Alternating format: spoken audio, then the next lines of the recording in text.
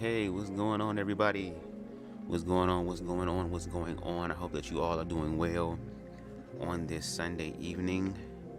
Thank y'all for coming back and joining us once again on BubzDaGawd for yet another live video. Recently, my commentary and what I've been trying to do is trying to understand other experiences of blackness. Trying to get people to face the fears of the differences that we experience, and then once we face those fears, find a way to be able to connect to the similarities. And I am excited today to have someone on the show, as you can see right here, Aries, and his experience in reference to being Afro-Latino. I've learned a lot from him in reference to the Afro-Latino experience.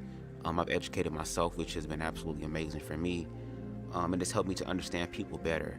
And it allows me the opportunity to, even though as an African-American individual who has experienced the generational trauma that has been induced here in America, it's good to hear other aspects of blackness. But what you will discover tonight is that racism is just not an American thing. Like, we're talking about an energy thing. We're talking about a hate thing and a fear thing. And it's being perpetuated through the guise of racism. So the fact that we are sitting here and having these conversations right now, that's what makes it very terrifying. But anyway, I'd like to introduce Aries. What's going on, Aries? How are you doing? Are you there? Hey, how are you? I am doing well. Let me check on the sound real quick, because the last time it went away because this little internet thing popped up, and the last time it did, okay, good, we good, hear the thing. The last time it did cut my live off, so I got nervous. I mean, anyway, how are you Mm, doing is the question. I'm doing pretty good actually. Just came from the streets, You see, and you I'm just came from excited the to be here. streets. Yeah, Not you out there being a rat in the streets. I'm just playing. I'm just playing. no, um, Before we get into the conversation, I do want to share with you all a video that Aries shared with me that kind of really opened my eyes and once again helped me understand that racism is not just an American thing. We're talking about, again, an energy or frequency thing. So what I'm going to do is I'm going to play that video. That video, I think, is going to be like anywhere from, I think, maybe 10 to 12 minutes. Might be less than that. I'll say 12 minutes the max. Just to get an understanding. And then once we get that video out the way, then we're going to dive into a conversation. Okay? So I'm going to go ahead and mute my mic, and we're going to get into it. Let me turn this music off. Let me stop it real quick. All right, and let's get in. Here we go. This is one of the first free black towns in the Americas, San Basilio de Palenque, Colombia. Listen to the drums, explore the murals, and study the dancing. It was founded around 1603 by self-liberated Africans who escaped from the slave ports of Cartagena, Colombia. Spanish colonizers relentlessly tried to destroy this town, but centuries later, it's still standing. And this is the only black president Colombia has had. They purposely erased him from history books. Government officials even sent his official presidential portrait to Paris to whiten his appearance. You may not have expected to find stories like these in Latin America.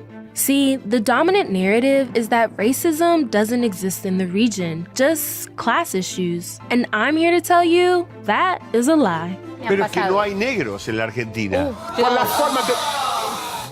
It's a very convenient cop-out for Latin America and for Latinos, Latines to say, well, it's not as bad as the US, and they're right, it's worse. This is a story about Latin America's long and brutal history of erasing and silencing black populations and its ploy to whiten society.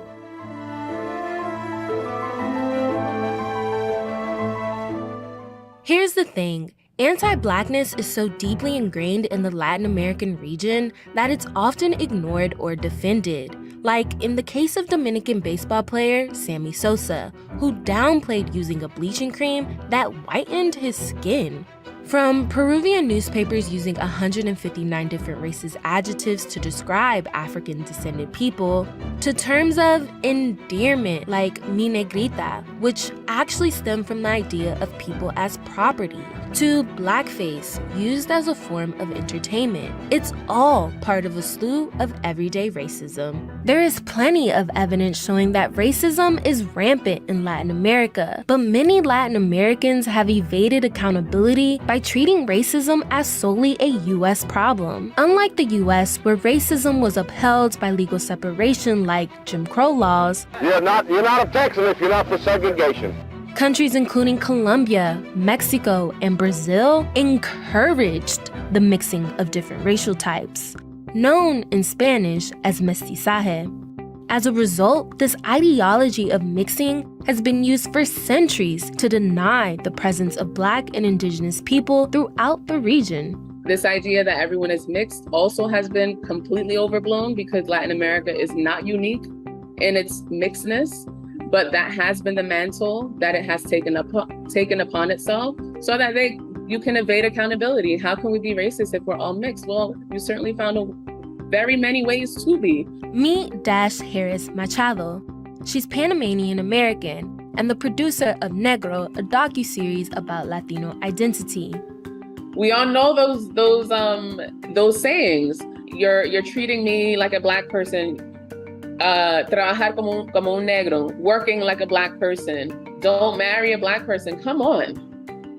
Be serious again. And everybody knows these sayings. This is every single last country. Like, stop playing with us. Stop playing in our faces. To understand how deep anti-Blackness runs in the region, let's go back a couple of centuries, starting with the wars of independence from Spain for the region now known as Latin America.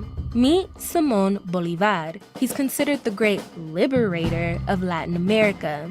But he wouldn't have liberated anything if it wasn't for the help of Haiti, where a rebellion by enslaved Africans created the only free republic in Latin America and the Caribbean at the time.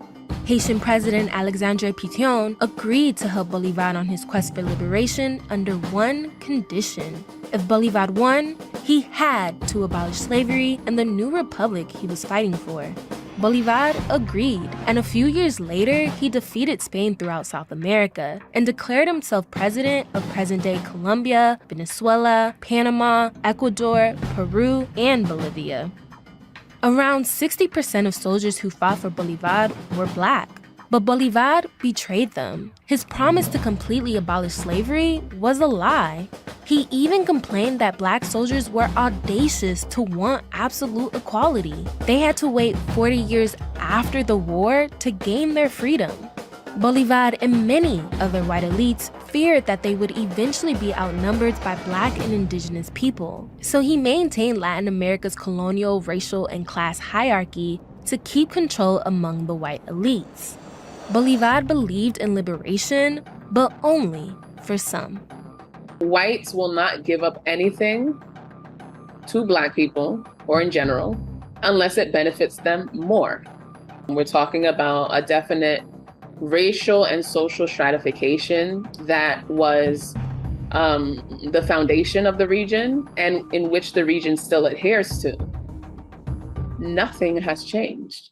Anti-Blackness was baked into the foundation of the region, but that anti-Blackness didn't stop with Bolívar. See, the emancipation of slavery was a threat to the social hierarchy in Latin America, so white elites came up with a plan to systemically, physically, and culturally wipe out Black people. How did the region do it? Mass white European immigration, while banning the immigration of non-whites. Welcome to the Blancamiento and Brancamiento period, which literally mean to whiten. The goal was for future generations to no longer have visibly Black and Indigenous people, so that the national identities in these new nations would be associated with whiteness. In this period, elites aimed to make Black people disappear through their gradual absorption into the white race. Over 10 million European immigrants settled in Latin America between 1880 and 1930, with 90% of them going to Argentina, Uruguay, Cuba, and Brazil. Brazil even went as far as to pay for transportation costs from Europe and passed a law making European immigrants automatic citizens as soon as they arrived. European immigrants were given preference over Black people in jobs, housing, and education, and the impacts of this are still felt today. Today, over 78% of Afro-Brazilians live below the poverty line. There have been many attempts to resist the relentless oppression of Black people in Latin America. In Brazil, the unified Black movement has challenged racial and class discrimination since the 70s. And in Colombia, Francia Marquez has led the battle for Afro-Colombian land rights since she was 15. She gave a voice to people who didn't feel represented by the white elites who ruled Colombia for centuries. And in 2022, she was elected Colombia's first Black vice president. Después de 214 años, logramos un gobierno del pueblo, el gobierno de los nadies y las nadies de Colombia. So the policies aimed at erasing Black people from society failed, but they successfully created many obstacles that prevented Afro-descendants from accessing land, education, and the labor market. And that's why you can't talk about the current conditions of Black people in Latin America without acknowledging the centuries of discrimination, racism, and oppression. Dash says that in order for anti-Blackness to be dismantled, people have to give up power. Our power needs to be seized. Because we're talking about lived and material conditions when we're talking about anti-Blackness. It's not just simply someone not liking me because they're anti-Black. We're talking about systems that decide people's life and if you will even have a life. This means it's not just about acknowledging and celebrating Black people's contributions in Latin America during festivals or national holidays, but about reparations and setting up systems that actually benefit Black communities. It's about repair and transformation. And it cannot be up to the same people who benefit from my subjugation. Despite these challenges, Black people throughout Latin America continue to fight for equality. And just like San Basilio de Palenque, Black communities are still standing.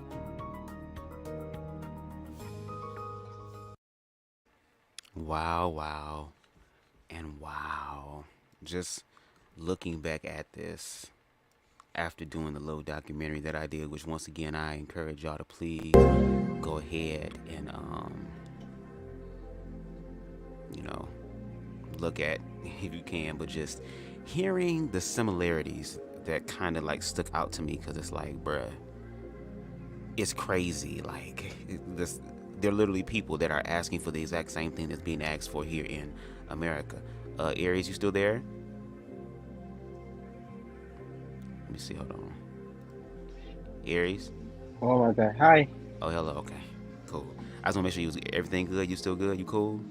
Yeah, I was trying to click on the button and it wasn't letting me. Oh, okay, I got you. Okay, we good. So so I guess we should just start from the beginning then. Like, you originally was born in Guatemala, correct? Yeah. So what was your experience like growing up in Guatemala, having a darker color skin, darker hue, melanated skin? It was,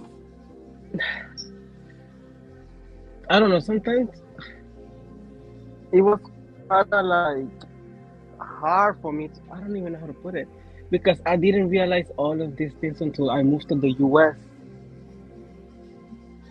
Okay, well, I guess now looking at it, now that you've moved to the US and you kind of seen like a different viewpoint, like, I guess, what do you think about your past now?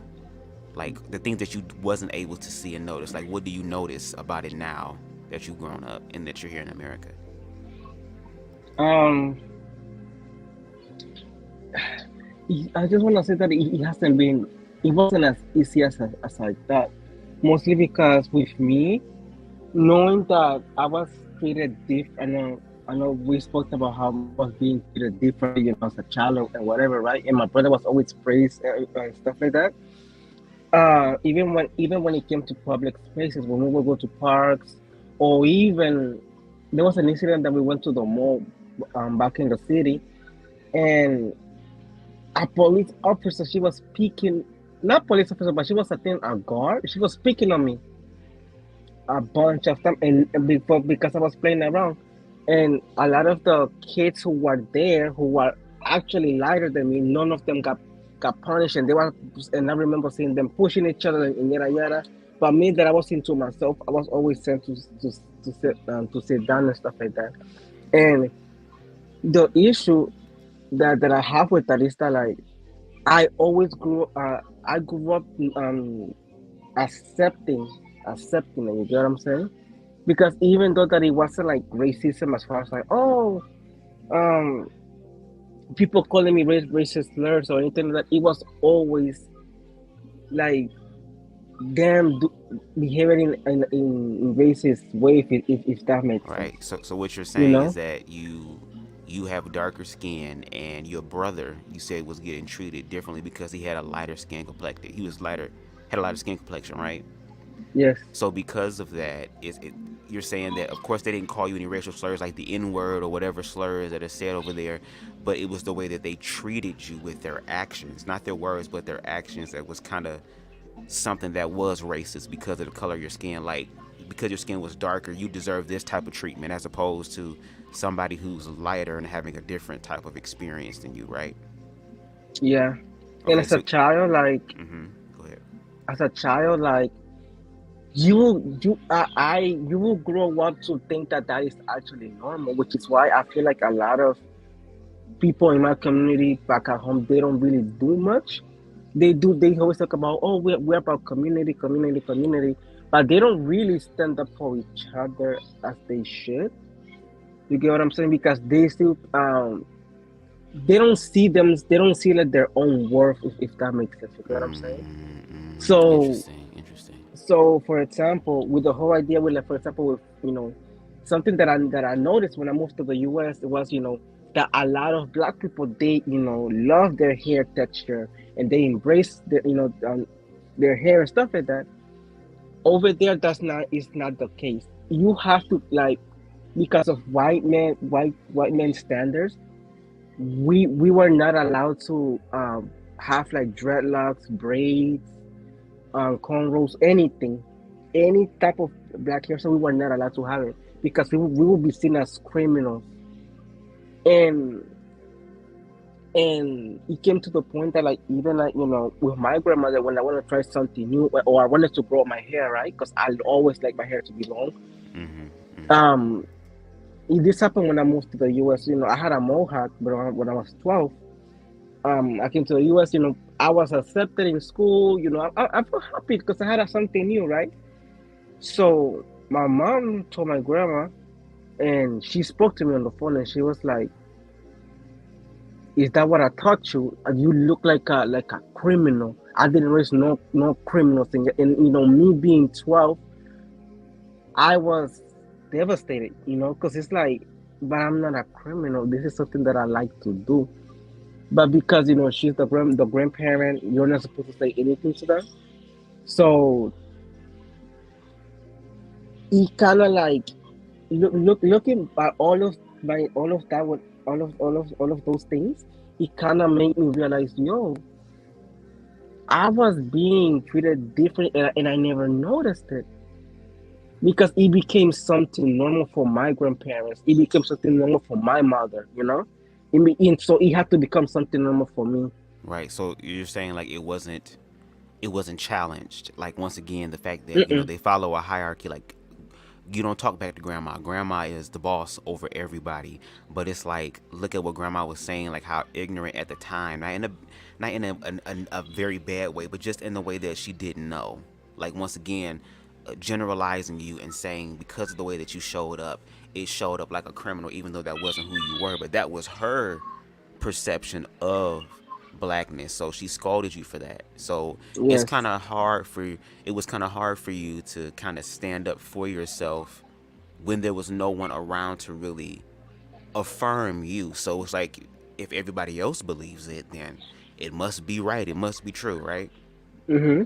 Okay. So can you give us an experience like what was, if you don't mind sharing, if not, we can move on to another question, but what was like one of the worst experiences you've ever felt in reference to being judged by the color of your skin? Oh, I got a lot of them. Um, do you still want me to refer to Guatemala, or you just want me to like talk in general, like Um, here as well? yo, let's stick with Guatemala at first, and then when we come Okay. to America, then we can talk about that. But I guess in Guatemala, yeah. So, um, this is the one of the. I think for me personally, this is the worst one, right? So, when I was 10, I at the time, I used to go to I used to go to a Catholic private school, whatever, right? Because usually the rich kids they were the other ones like because I was considered to be rich or like based on Guatemala standards, I was able to go to private schools and all of those type of schools or whatever. So um I remember that I liked this one girl, right?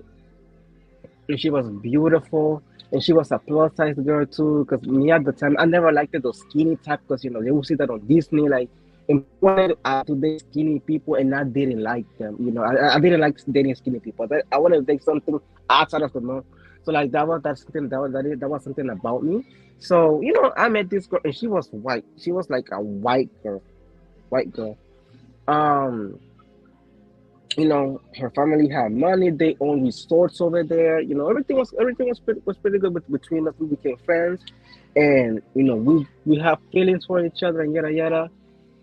Um, and when I moved to the US, right, in 2012, um, we were still trying to maintain our relationship, but then all of a sudden she just stopped talking to me, right? And within 3 months of me living here, I see that she actually she's in a relationship with somebody else. You know what I'm saying? Mind you, we are kids, and I know that we weren't supposed to be doing that, but I really wanted her. And when I asked her about it, I'm like, it's funny how you keep calling me love and yada yada, but you just posted a picture with another guy, and you're telling me that you're dating him now. So she was telling me, well, like I never liked it. I never liked it to date a black guy. I went to church and I prayed to God that I would never want to date a black guy ever in my life. Wow. I like white people and yada yada. Mind you, at the time I was heartbroken and I was hurt because I wasn't thinking about the whole I don't want to date you because you're dark skin or you're black. I just don't want to date you because for me in my head I was like maybe because I'm here now, maybe that's why she's saying these things. You get what I'm saying? But I dismissed the racist comments that she made towards me. You get what I'm saying? And pushed it in a way where like, oh, maybe I did something wrong. Maybe I should have tried harder to communicate myself with her. You get what I'm saying? And not too long after that, I was talking to some a guy, and he called me a I don't even know how you say this word in English. It was You try it was explaining it, I something might be able to like figure it out. you black I'm gonna just put it in the simplest way possible, but basically, oh, you black piece of shit, like you stop talking to me and yada yada. And mind you, he was talking to me at the time, so I was just responding to him. You know what I'm saying?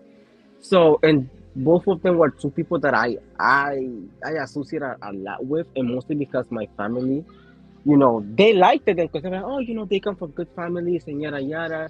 So they will always hang around each other, but this is what these were the comments that I was getting from their kids. You get what I'm saying? but I saw it as normal.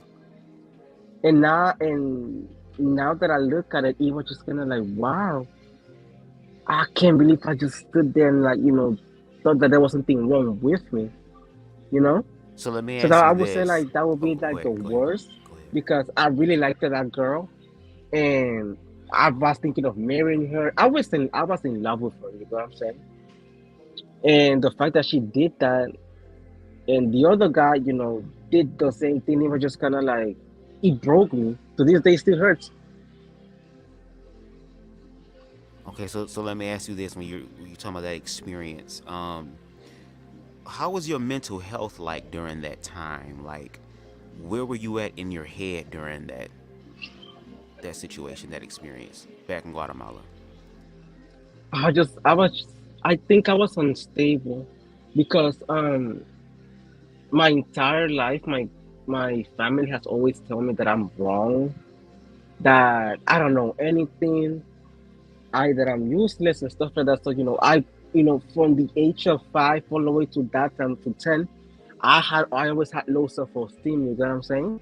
So when I heard things like that, and especially when I heard both of them, it made me feel like I did something to disrespect them, to the point that sometimes I would ask them for forgiveness, and not really see that they were the actual issue. And that was that whole deal. And I grew up like that until I turned 17. That's when I realized, like, whoa, wait, what was I doing? And also because I was taking therapy at the time. You get what I'm saying? Right. So I don't know, because it made me feel that like nobody. I was always gonna be this ugly, dark skinned guy that nobody was going to date me ever again. That even if I came to the US, I was never gonna get nobody and yada yada. You know what I'm saying? So that kind of played a part on like me sometimes, like wanting to like wanting to like uh not date anymore, or like if I wanted to date somebody, I will actually believe that they really wanted me because I thought that I needed somebody to fulfill me. You know what I'm saying? And somebody that will actually love me for how I look like. Because there were times that I even thought that I was even a monster Wow. as a child. So yeah, it really broke me down a lot. And you mentioned something like you said as far as like the future relationships and stuff and being affirmed. Like, is there anything that you're still like figuring out or working out within yourself due to what happened to you growing up in reference to being treated for the color of your skin? I hope that made sense. Did it make Yeah, sense? because I'm turning a piece of my hair now. Oh, okay. So I'm saying I like think I get what you're do you saying. still deal with some of the traumas of the past today because of how you was treated? I do, but I actually do. I do. I'm not gonna say that bad, but I do, and it happens mostly within the Hispanic community actually. Mm-hmm. Because let's say, like, for example, like if like every time I want to date a Hispanic guy, they always come towards me, and they always seem to be like genuine in the beginning, but then they start ghosting me. They don't want to talk to me, yada yada, or they don't want to commit to me. And I don't know if you ever heard of this, or I don't remember if the video explained this, or I actually does. And if you would have shown the video even a little bit further, you would have heard this. So there's this phrase that a lot of I never heard this back in Guatemala, but I heard it from my Dominican, Colombians, and other Hispanics. You get what I'm saying? Other people that they always say like, oh, um, yo no quiero estar con un negro para mejorar la raza, meaning I don't want to be with a black person because I don't want to damage my race. And what they mean by that is basically they're claiming whiteness when it's lighter than what we look like. You get what I'm saying? Hey, That's spicy. acceptable. So that's what they really mean by that. So pretty much and this is something that my Dominican friends have always told me. Like, they always mostly, some of them told me because they have grandparents and fathers who like, or family members in general, or ancestors who are black, right? But a lot of them, they suggest their kids not to marry or fall in love or have kids with a black person, mostly because of how like they were treated. You get what I'm saying? So because they are trying to protect their family, that's why they tell them do not date black people. You get what I'm saying? That's what some of them told me. Others is because they think that being black damages everything. When majority of our culture, like you saw in the video, the drums, the way on how the traditional outfits of these particular countries, they're inspired by African culture. You get what I'm saying? Right. So that's something that like it still gets me to this day. You get what I'm saying? Especially with them, because like I feel like they do want to be with me. They do want to like explore with me. But even like with one of them, I met his parents, right? And not just with him, but even just my friends. Like when I would go to my friend's house, they'd be like, "Oh my God, why you brought a black guy into my house?" and yada yada. And I'm like, I speak Spanish. Oh my God, I am so sorry. I thought you were one of them, and yada yada. Because the black people from this country, they're dangerous, and that's what they told me. But I'm excused from that because I speak Spanish. You get what I'm saying? So that's pretty much. I still deal with that, but I guess because I have a little leeway, or have more of a privilege than you would because I speak Spanish. Right. You get what I'm saying? I said like if I were to bring you to one of my friends' parties, right, my Hispanic friends, it would be like, Jerson, why you brought this guy? He doesn't even speak Spanish. He's not like us and yada yada. But I'm like, well, he's my friend, and that's the problem. No, it's not. There's no issue. It's just that like he's not Hispanic, or she shouldn't be here. Or what if he feels uncomfortable? Now we have to take care of him. You get what I'm saying? Or y'all Now, could if you just were simply to just be nice to me, and if you know I speak English and you speak English too, or maybe try to teach me some shit. Teach me how to speak Spanish. Like, why not include me, or show that you want to include me? Not look at me and be like, now I gotta take care of him, because like it shouldn't be that way. Like it don't have to be that way either. But I do want to ask you this though, like, how has it been, like the transition from Guatemala to living in America? How has that been for you? Oh, hey Amber. Oh, sorry. I just You saw good? Amber. You good? Yeah, people come in the chat. We got Spicy Amber in here. Hey y'all. Hi, Spicy. I wanna. This is something that I really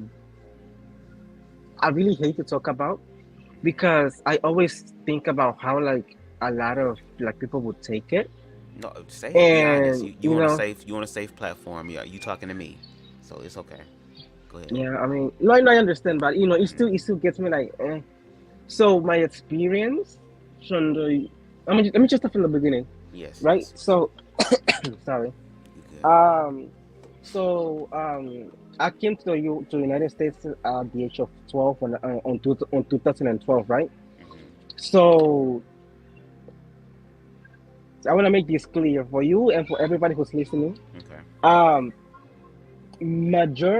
Most Hispanics do not know that there's a lot of black people in the United States.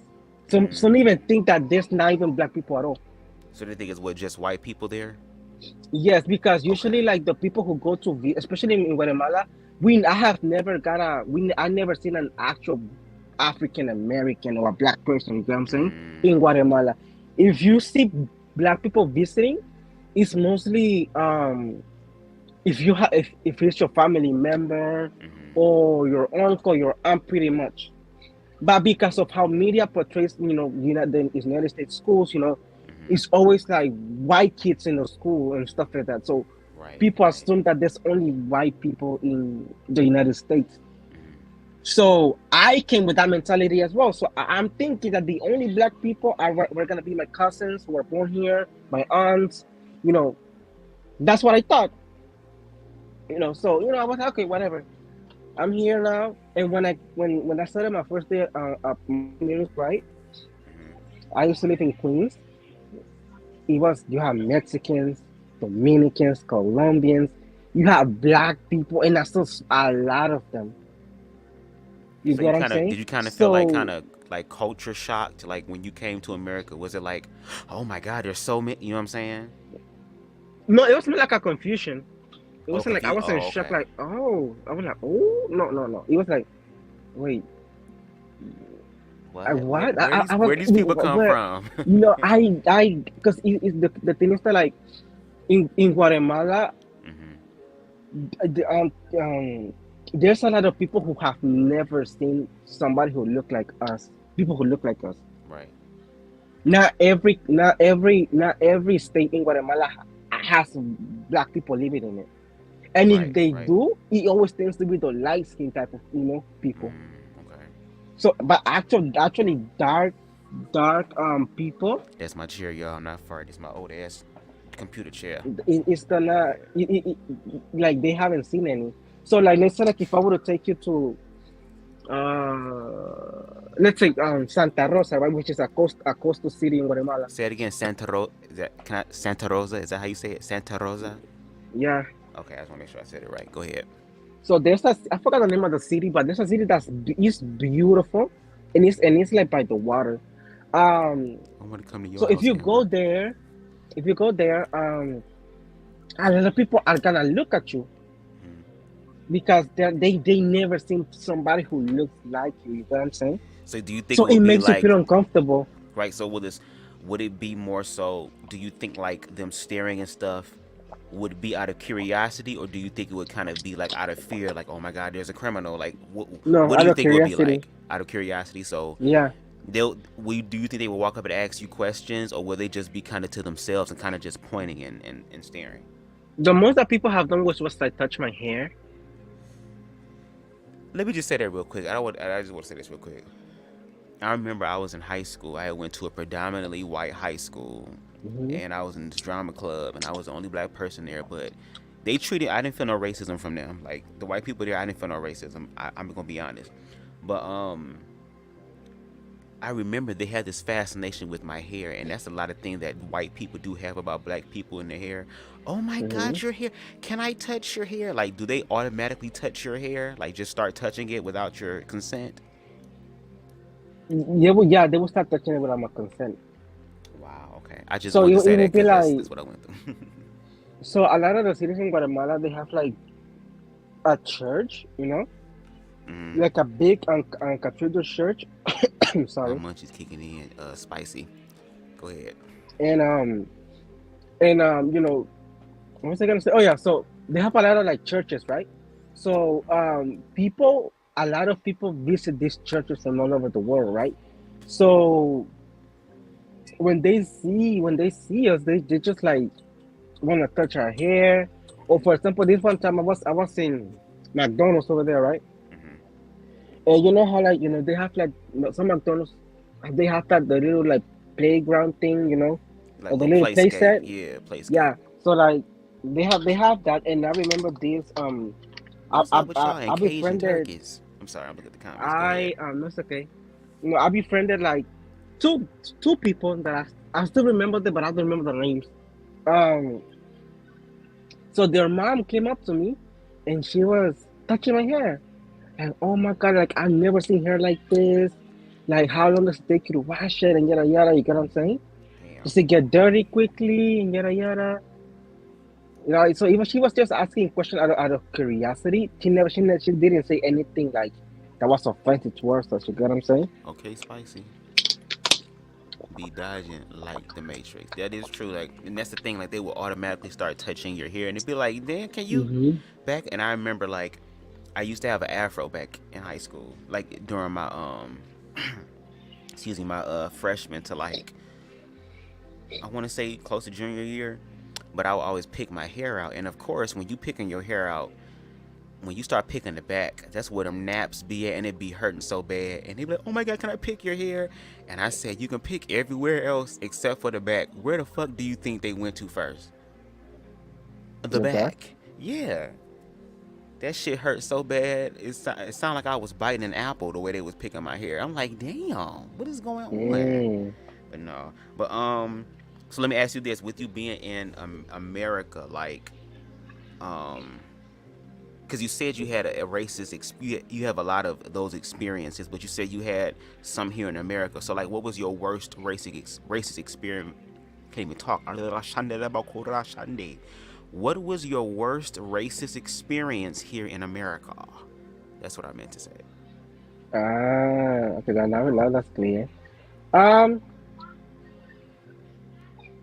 yeah, I would say that what I was going before with the Hispanics, the fact that like they always like judge me before they get to know me. Mm-hmm. Mm, I'm thinking of Okay, like so a let me ask you good this. one. Let me see if I can just kind of help narrow it down.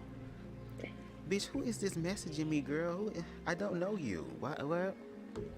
Anyway, have you had any racist experiences from people who were white? No. No. Okay. Have you had Wait, any? Harvard? Hmm. Harvard? I work around white people now, so but I haven't. Yeah. Okay then. Speak about your experiences with blackness. Like, were you able to identify with other? Well, how can I say it? Because I guess I'm saying this. It's another label, but I guess it's a label for us to understand until we figure this shit out. So goddamn it, we gonna be labeled the fuck out. African Americans, like, Mm-hmm. were you able to connect to that sense of African American blackness or no? Um, mm, how do I answer this? I would say that like, Just be honest. Just be you safe. mm, let me take a sip of my water because my throat. Mm. Okay. So mm,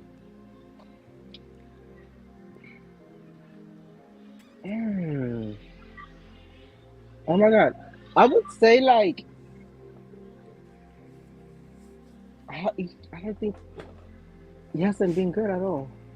Okay. Okay. So you felt some opposition and Mm-hmm. resistance from other African American people. Okay. Then so like speak on that. Like what have you felt? Like you give us some examples of what has happened to you to kind of help you be like to help us understand it better. So something that a lot of people tell me is that Again, that's my share. that I got class. all Yeah. right. So let me go with the first one that I could think of from the top of my head. Okay. So I was in high school, right? Freshman or sophomore year of of high school. Um, there was this one guy who he was into me and yada yada, right? And he basically he came up to me and he came up to me and we were playing basketball. And I don't play that, but we were playing basketball. And he comes up to me, he's like, "Oh, Aries," and I'm like, "Hey, yeah, what's up? How are you? I'm doing good, yada yada." So he was like, "So I noticed something about you that I don't like," and I'm like, "Okay, like what's up? Tell me, right?" So my ears are all the way up, and I'm trying to listen to what he's saying. So he tells me that like, you know, you're never gonna fit with us if because you're not black enough. You get what I'm saying? You don't act like a black person. And I think that was the first time I ever heard that. Because I'm thinking like, wait, how are black people supposed to behave?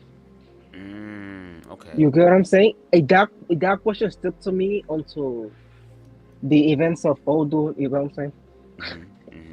So that I was like, wait, how are they supposed to how does a black person supposed to act? It's like, you're too nice and you're supposed to like do hood stuff and yada yada. And I didn't know what he meant by that, right? So, cause I'm thinking, what's the hood? What is this? There was so many questions, but I didn't care because I'm like, I cannot cuss here, right? Boy, do you know you on BubzDaGawd? I cuss every word. Boy, you better say So what's I on was your no, damn but like mind. I was like, okay, I feel if you like, insulted I that don't you need, said I that. don't, yeah, 'cause, Trying to be professional. I'm playing. No, but I'm just playing. I was like, oh my god, whatever. F you. I'm good with my friends and yada yada, right? But when I went home, I was thinking, and because I had a situation going on with one of my first boyfriends at the time, I was like, maybe that's why he doesn't like me. Maybe if I act like his friends, he's gonna like me more. You know what I'm saying? Right, So right. my insecurity started to kick in and stuff like that. So my ex, no, my ex at the time after that happened, he spoke to me on Facebook and he was telling me, hey, like I still want to have you in my life and yada yada. I have nothing against you. And he put me into this group chat where all the gay guys from New York, like the black gay guys from New York, were Hispanics. They were there, so we were all talking and yada yada. And when I got to meet them, it was like, I'm like, this is not who I am. You got what I'm saying? Like, Right, so you felt like you was them, playing like, a role that wasn't true to who you are. You was trying to fit yeah, in, trying to be liked, but it didn't feel right to you. it didn't feel right to me because Okay. it was all about they would talk bad about each other in the group chat. And as soon as somebody would come into the call, hey girl, how are you? And it was just so fake. And I'm like, wait, what? But you were talking bad about this person just now. You know what I'm saying? Right. And they were like they will always hang out to smoke.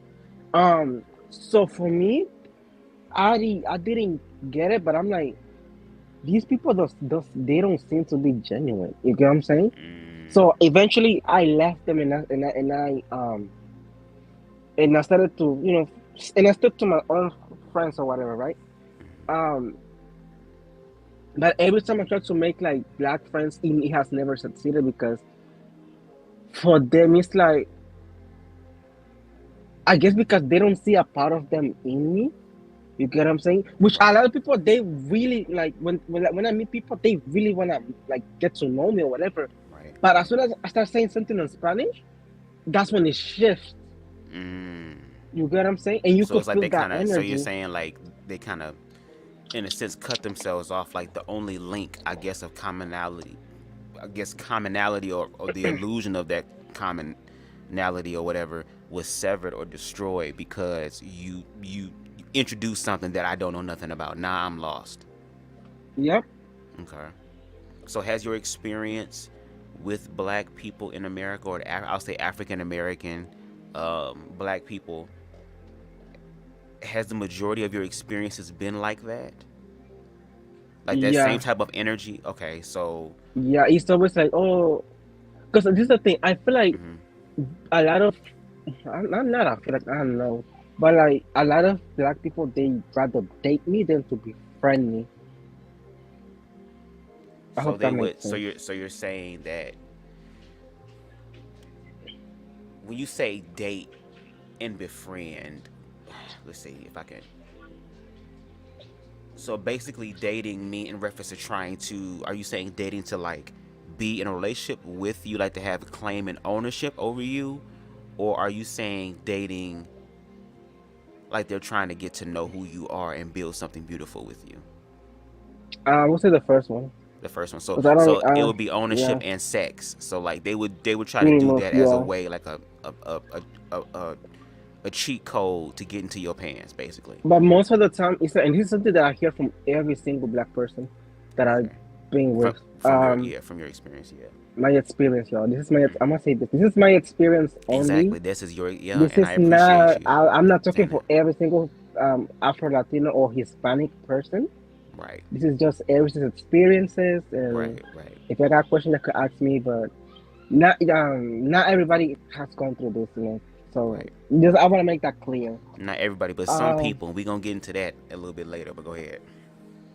Yeah. So like I was saying, a lot of them, they told me that they'd rather be with me than to be with a black person. They'd rather be Does that with make sense? you than be Yes. So with a this is the black thing. person. Yeah, break that This is down. the thing about me. So this is. Let me think about somebody. There was this one guy that used to live. He used to live across the street from me. when I used to live in another part of the Bronx, right? Um, and Keep he talking, Aries. told me I'm one gonna go pee time. real quick. I'm still here. You keep talking. Go ahead. Oh, I have to know that. No, I'm saying in case you say something and I'm not here to respond. Is what I'm saying. I'm just letting you know. He nasty, y'all. Oh my god. Anyway, My bad. Go ahead. um, so he told me. This is what he told me. I used to hang out with him a lot, and until now he's married and he lives in Atlanta with his husband. Um, how can I say this? So basically, like he would tell me like that a lot of he would tell me like, oh well, how can I don't know how to put it. All right, so he would tell me, um, I like you because you're different than most of these boys out here, and I'm like, okay, so wait, how am I different? Man, me and this guy are cuddling and everything and betting and stuff like that, right? Everything's sweet and nice or whatever because I'm in a Tyler Perry's like movie or whatever, and he's like, oh, you're not problematic. You're very common and easy to be around, and I'm like, okay, I don't think I'm following. So then he goes to explain to me that he feels skeptical about me because I'm black. You get what I'm saying? So like because of my appearance, he felt like I was one of these little gay guys who like wanted to look for trouble or who would try to like argue with my boyfriend or whatever. You know what I'm saying? And as soon as he heard when he heard me speak Spanish, he was like, "Oh, okay, now I can go speak to you." I hope that makes sense. So I don't know, but I Okay, hope I'm that back. makes I'm sense. back. I had to rush. Oh, okay. Yeah, so I hope that makes sense. So he was like, now I can go. He was like, hearing me speak Spanish was like, saying, okay, now I could go after you, because for for um for them it's like Hispanics they know they speak English in a nice way. They're exotic. They know how to treat you right and yada yada. So that's the conception that they have about us. So. And I asked him, so why can you date like a black person? Because even though that he told me already why, I was still kind of confused. He was like, no, like you're different than them. You're not black and stuff and stuff. So that I was like, so you really just want me because I wasn't born here, or I don't fit the mold of like what a black person is supposed to be. So You do get you what I'm feel saying? like you were in a sense kind of like being as close to blackness as you can but still be somewhat safe? What? Does that make sense? No. I mean, it's like you said, a lot of times just how a lot of black people are portrayed, like being problematic and being, very difficult. It was kind of Mm-hmm. like them being with you. They were able to still tap into the blackness in you, but not. How can I say this? Instead of taking the time out to get to know somebody past these ideas of who they portray to be, because a lot of times they don't even be that way.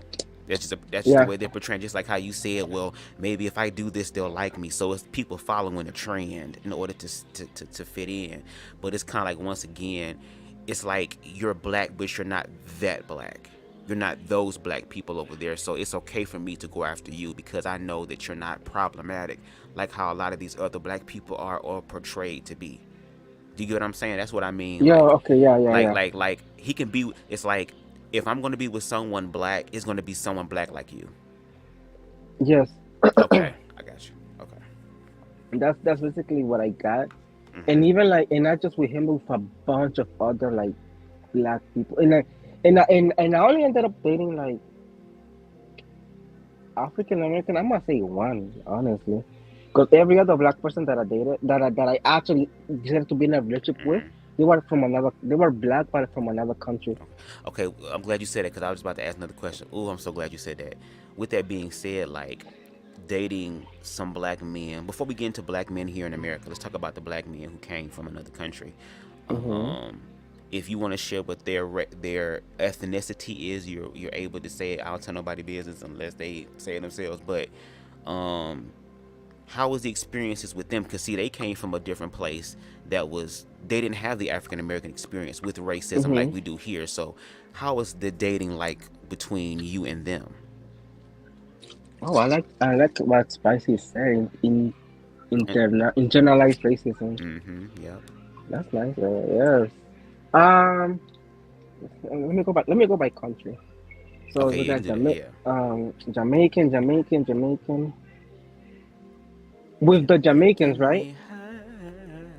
Um, Wait, hold on. Let me go back. Let me go. I don't want to say names because No, we don't say no number one, names number here. two, number one and number two. Okay, okay. So No, with the no, first one, Sesame Street. Go ahead. with the first guy, I with him. Well, let me go with the Jamaicans first. So with the Jamaicans, I only ended up in a relationship with two of them. We were both were very abusive, Oh God. but the first one was like 2 years before. Was it 2 years? No, was a year before I met you. And the second one was in that same year that I met you. So and that story. Yeah. So with the first one, so what I noticed about Jamaicans is that like and not just Jamaicans, but every single black This is person who's from viewpoint another on our country, mind. We just listening. every single black person who comes from a different land to the U.S., they always have goals. Does that make sense? Not saying that black people here don't have goals, but like when they come here, they come to work, they wanna push themselves further. So a lot of them they tend to fall into to become managers, or they succeed a lot better. You get what I'm saying? Because they come here with a purpose. Does that make sense? As opposed to somebody who's from here and they know how the system works. You get what I'm saying? So with the Jamaicans, it was more like with the first one both of them in particular, it was more like they wanted to own me. You get what I'm saying? The first guy, he told me that, well, in Jamaica, you're not you wouldn't be able to do all of this and the third. If I'm telling you to do something, you have to do it. But I'm like, well, we're not in Shit. Jamaica. So Nor am they're I coming in Jamaican, with you their know what I'm own saying? traditions and values, Yeah. and they're trying to So, make you be that. Okay. which I respect, if you wanna do that, I respect that, but that's not for me. Okay. That's not for me. I respect that. Shoot But it, that's not bitch. for me. And obviously, eventually we broke up because I didn't feel comfortable having sex with him, and ended up dating my best friend, and then their relationship was like cold chaos, which I'm not gonna get into. And then the second one, who? That right there, uh that was the best inside of the relationship. It was the best relationship I ever had. Maybe to this day, because I haven't been with anybody since that situation. But afterwards, something that I noticed about this particular person, it was just that like he felt like he fell into the what were you saying earlier? Like he adapted to the culture to US culture, and his viewpoint on black people is like doing drugs, being a part of the streets, So basically, crimes, being locked up. the hood culture, Yes, just like how. smoking. Like that's Yeah. what he's.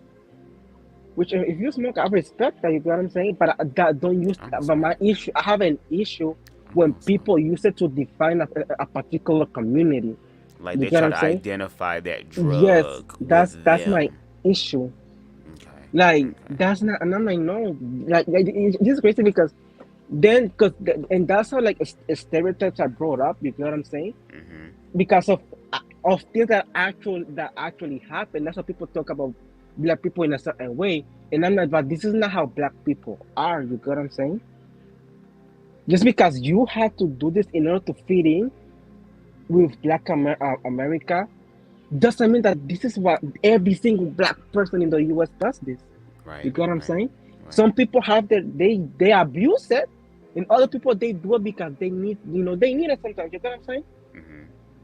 Not because they're addicts, but because sometimes they, especially if you're an artist, like even I don't do drugs, or I don't the most I do I drink my wine, but I don't do No any kinds wine. of It's a drugs, boxed wine. Go ahead. but. But I know that like for some of the best artists that I found on YouTube or who are black Mm-hmm. or just artists in general, they use this to boost their creativity. You get what I'm saying? Right. But I have an issue when people use it to be like, oh, this is what black people do, so I'm gonna have to do it in order to fit with them. Because a lot of these guys who do have that mindset, they're a whole different person when they're with me. They feel comfortable with me. Right. You get what I'm saying? They feel more But when they secure go because you don't out, have that energy of judgment and expectation for them to pretend to be somebody. Like when they come to you, they feel like they can be themselves. Right. yeah, Mm-hmm. yeah. So when they go outside, wait, can you hear me good? Yeah, I can hear you. You walking somewhere?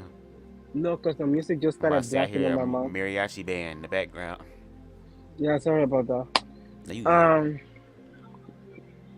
that just lost my. I forgot what I was saying. What was he saying? I'm high. Yeah. I was trying to listen to music in the background. I'm like, I know you're not playing what's her name? Rosalea? No, that's some classical music from a Oh, singer who okay. passed away. I guess I don't even know. But I forgot what I was saying. Oh. There we go. I forgot. I really forgot. I'm so glad to know I'm not the only one that be flowing and be doing. It's okay. It'll come back to you. No. But oh yeah. So I just do not like that. You get what I'm saying? When you use people to like when you use a group of people to represent them in a ballot, so you have to be that. That's not what being black is. You get what I'm saying? Right, right. And because of that, he has told me a lot of things that it really hurt me at the time. But now I don't give a fuck.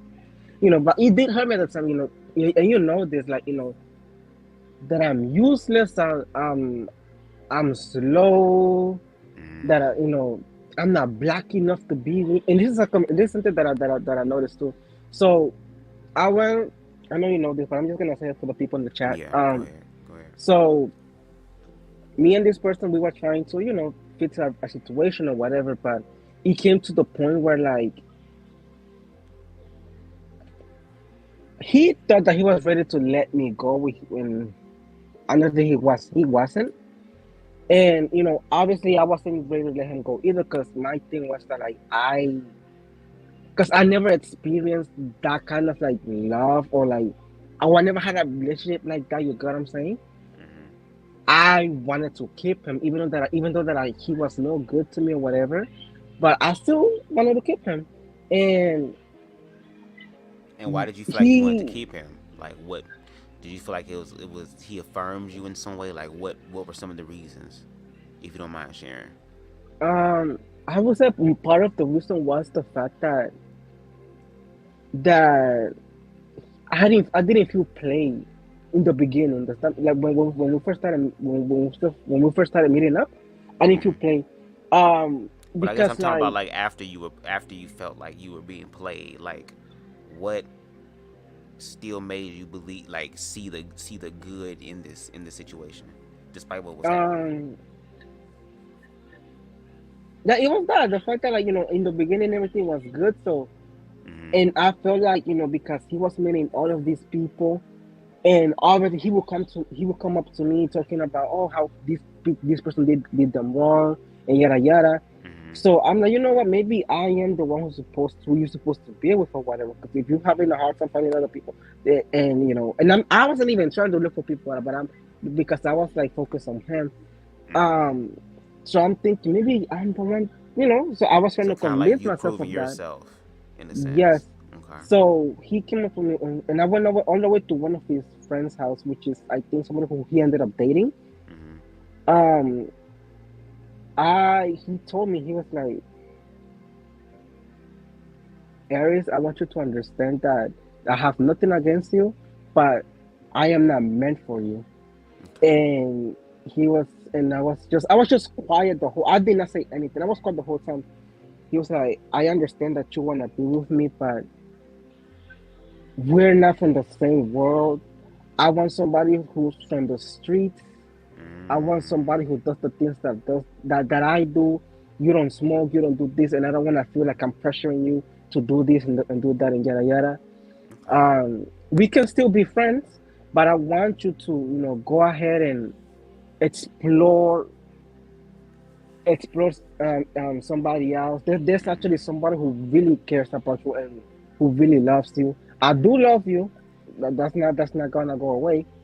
But if we end up together someday in the future, then that would be great.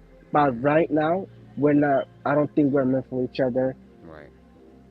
So, and I'm like, you know what? And I just stood up and walked away. And it was so dramatic too because I went all the way to Brooklyn to listen to that. They had to come back home because he would tell me that he didn't want his friend to see that I was there. So I'm like, if you're doing that, then I meant that you're fucking. So let me ask you this then. So how did you feel? Because it was like you told us in the beginning how you kind of were experiencing lower vibrational energy from others that kind of really affected you in reference to blackness, right? So then you now get to America, and now you have people here, not even people who are born here, but people who are coming from other countries and stuff too, who have, I guess, adapted to what is known as the black culture to tell you that you're not black enough. So it's kind of like you got judged in Guatemala for being too black as far as your skin color, and then you come to America and now you're not black enough. So how are you dealing with both of those worlds at the same time? Like, how did it make you feel? It makes me feel sad sometimes because you know that I'm an artist, right? So and your art is really, really good. Like, I swear it's dope, y'all. Thank you. But and you know that I always spoke to you about this, that I want to have I want to create characters that are diverse in the unique ways. You know what I'm saying? I do have one character right now, which is Chanira, which I'm doing a redesign of her right now. But she, multitasking. I'm doing a lot. No, but one my idea with when I was creating her character, right? And it was crazy because back when I was designing her on 2017, I was actually that was 2019 actually. Sorry, but when I designed her in 2019, I was testing an app actually, right? That my friend recommended to me to do art. So I was thinking about the story of this character. You get what I'm saying? She's gonna be Jamaican, and she's gonna come to this country, to New York City, and because back then I do socialize myself a lot with a lot of Jamaicans, and even to this day, I still have a lot of Jamaican friends. So I do get to hear their point of view on certain things. You get what I'm saying? Even though they don't talk much about blackness, but they do talk about their own heritage, their own situation, or their own culture. You get what I'm saying? Yeah. So I like it, and I'm okay. So I created her based on that culture, but I added my experiences into her story. Right. You get what I'm saying? So another day, she's gorgeous, so because I made her. So you feel like you help to diversify her experience, because there are actually people in the world who may have that type of combination or that type of experience. So yeah. No, but I made her because this is the thing. I was always thinking of how would I look like if I was a girl. That was my mindset when I first started drawing her too. But then I started drawing and I was thinking about what my friends were telling me and yada yada, and boom, that's how she came to life, and it made me. And ever since that, out of all of the digital drawings that I ever did in my life, she's the only piece that I still have to this day. Because she means something to me. You get what I'm saying? The idea of her going to the world, coming to New York City, living in Brooklyn, and exploring other cultures, and which is something that I'm touching right now with her at the moment. And I'm trying to create more like black characters from different parts, from Asia, Africa, Latin America. You know what I'm saying? I'm trying to put all of that together.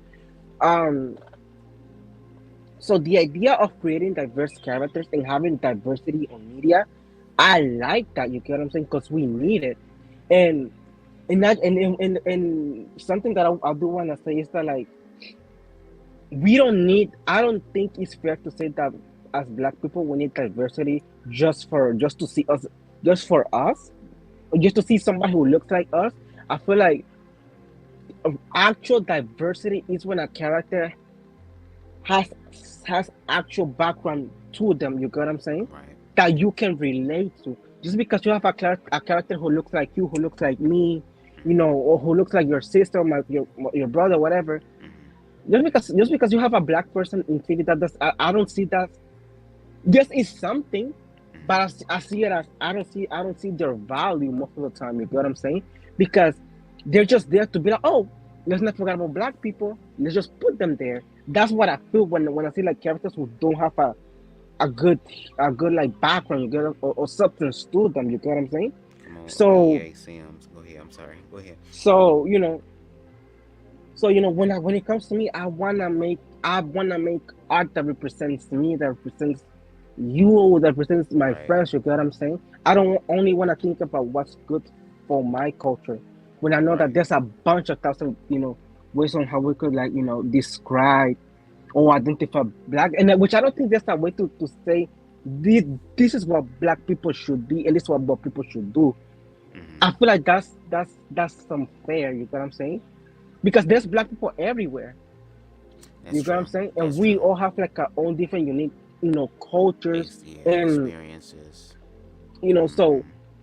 that's why for me, her creation is so important, Hmm.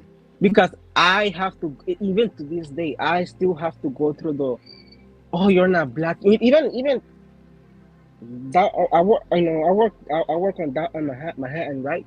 And there's this group of guys that I forgot the name of their brand, which I'm not gonna mention it too, because but there's a group of black dudes that they be selling hoodies or whatever, Hmm. or they be selling their stuff, right? Hmm. Which is very good and it's good quality, but I stopped supporting them. This is I don't know if I'm gonna tell you why specifically, but I stopped supporting them because they call me a racist, Hmm. for the simple fact that, mind you, every time I see them, I buy their products, right? Now, Hmm. this was a different a different group of people, that were actually working with that brand, um the guy came up to me. He was like, "Yo, you have an amazing style. You look great." And I'm like, "Thank you. I know.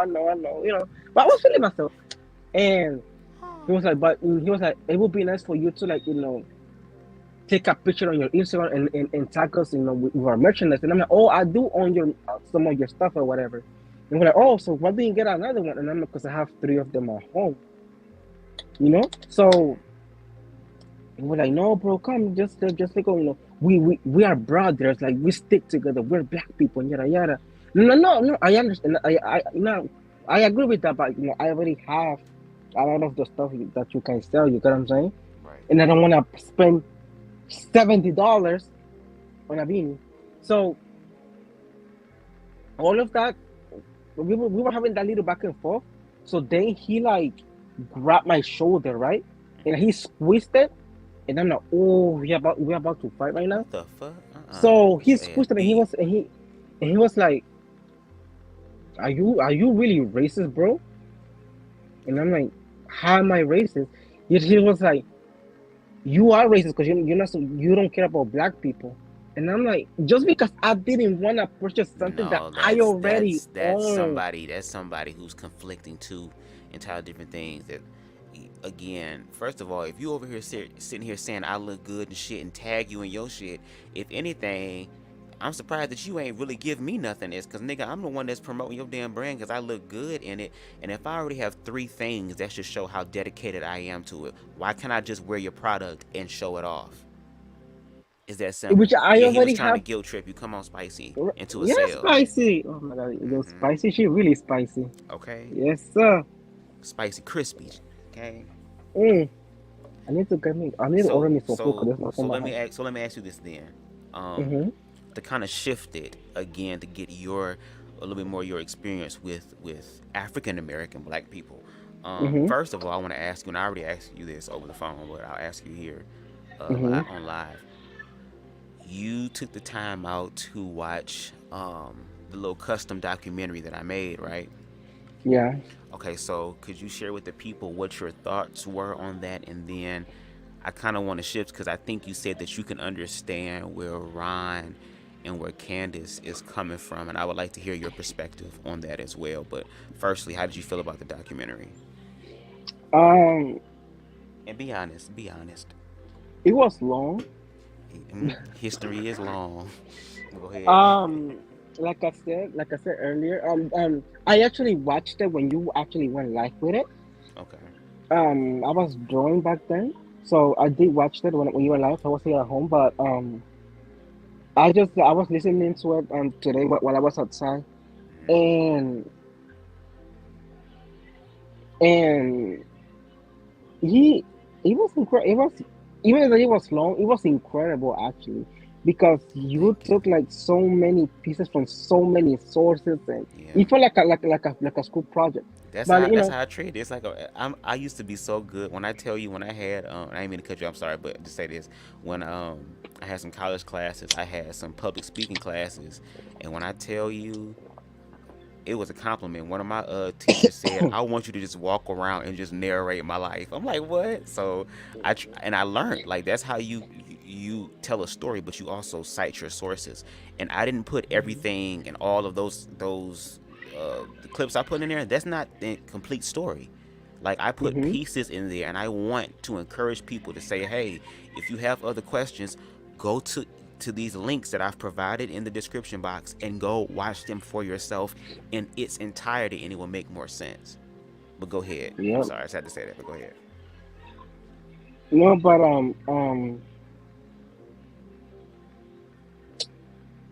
yeah. Oh yeah. Okay. So sorry, I just like forgot about what I was saying. No, but it was actually good, and I like the fact that you actually added. I forgot the name of that YouTuber, the white one. Yeah, the white dude. Yeah, him. Yeah. The fact that he's doing like he was doing research or something that like usually and that's something that a lot of people lack on. Like people don't want to do their research when it comes to these issues. You know what I'm saying? Exactly. Yep. So that's what, and especially like especially when it comes to the LGBT community, a lot of straight people, they don't like to do their research, or they don't.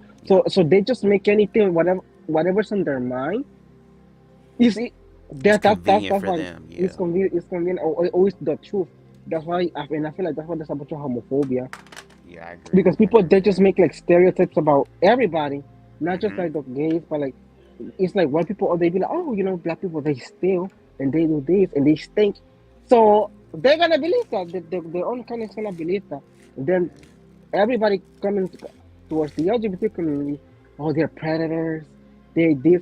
Meanwhile, the uncle at the party is sleeping with his little niece that's 5 years old. Like, it's just like, and nobody says anything about that.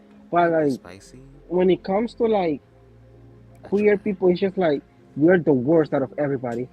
So it,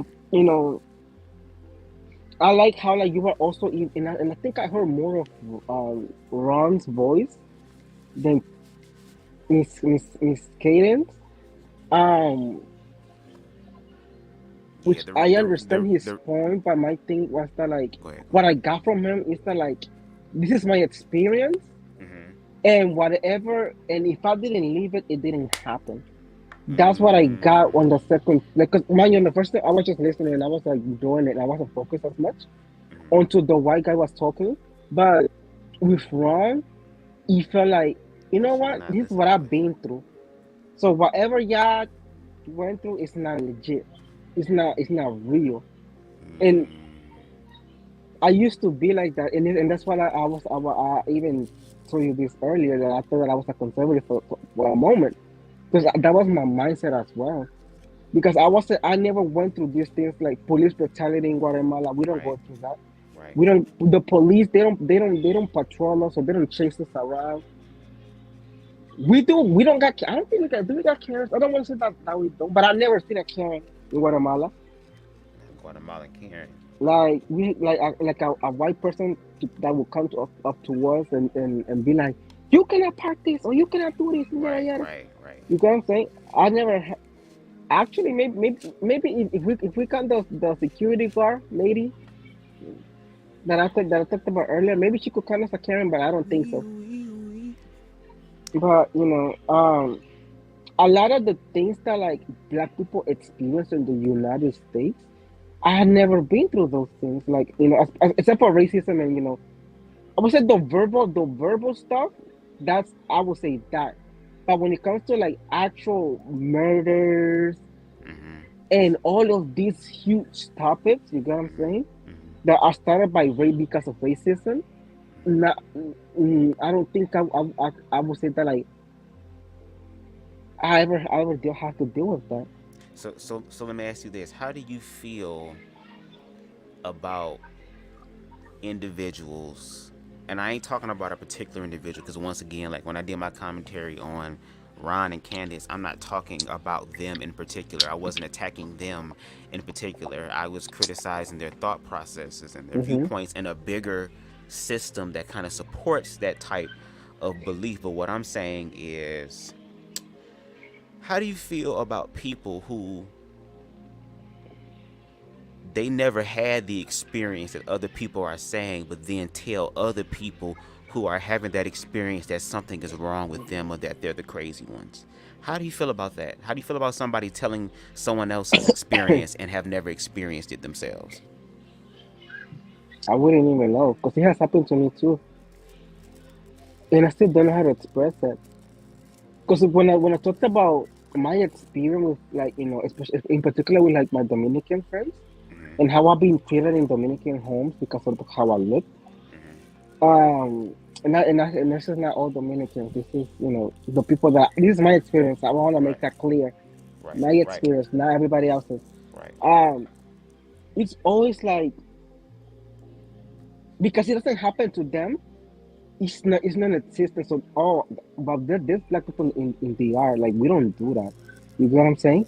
Oh, or like that's not true. I don't. Dominic, we don't do that. We don't do that. But it's like I'm on the train.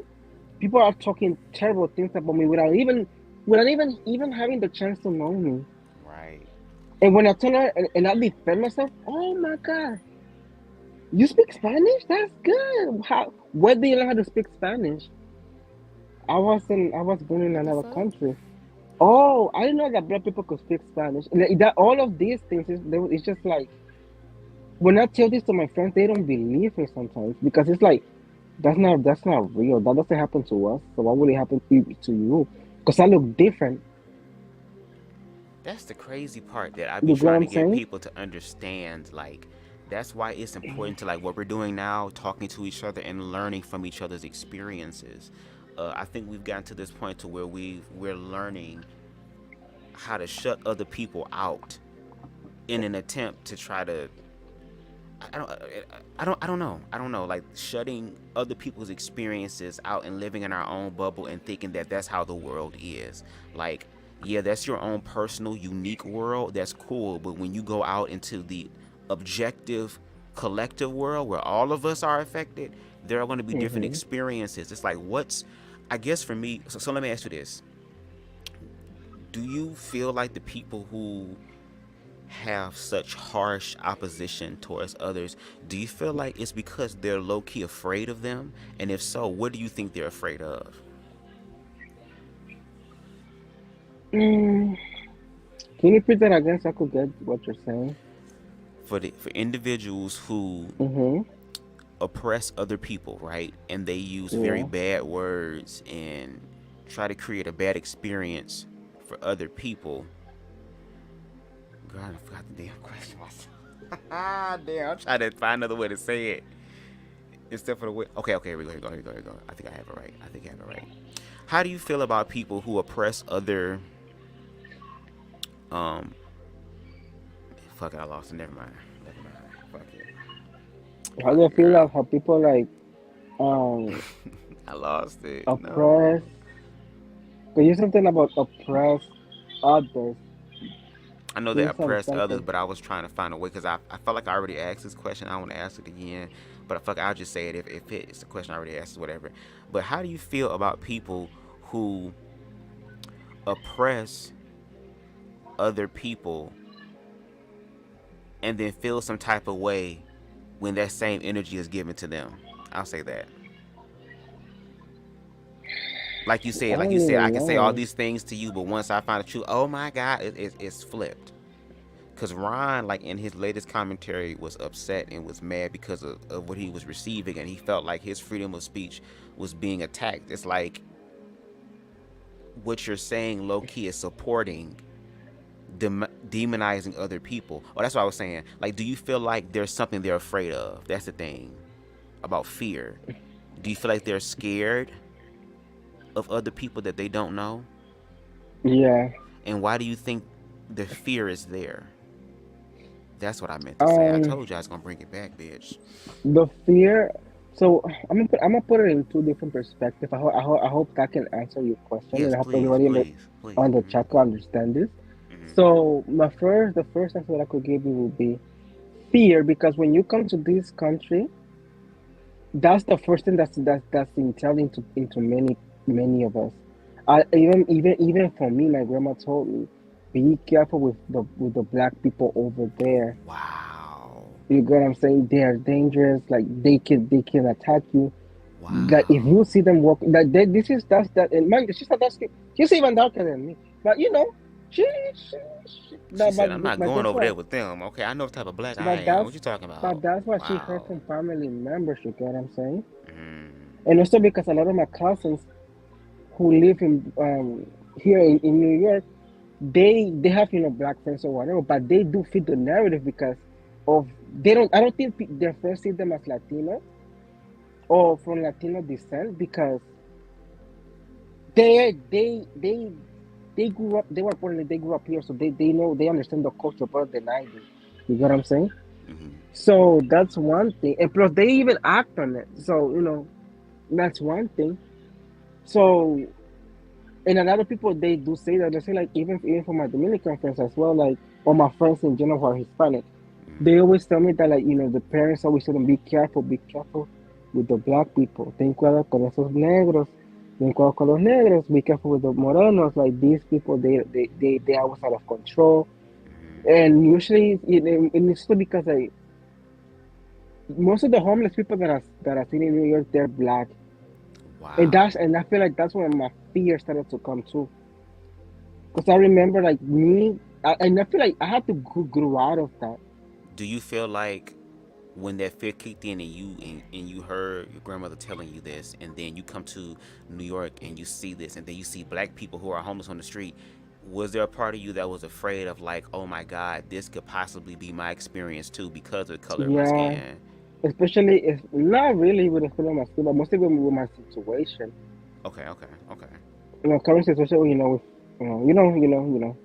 But it was just kind of like, I don't want to be like them. That was my idea, because I felt like I didn't want to be a disappointment to my family and stuff like that. Because at the time I was thinking a lot about family. I was 12 when I witnessed all of this. So now I'm 22. So it's just kind of like, it happens. You get what I'm saying? Even like this, I do am afraid to be homeless, but it's kind of like, I always, and this is something about me that a lot of people, even my family, hates this, and even that's why I keep losing friends because of this. My curiosity is what actually gets me in trouble a lot of the time. Wow. So because it's like, why are they homeless? Like, it's like, why don't they have family who can actually help them? Right. You know what I'm saying? Right. So like, it's kind of like, I always want to learn like what they like their experiences, stuff like that. So that's why for me it's like I don't disrespect them or I don't feel disgust around them or whatever. You get what I'm saying?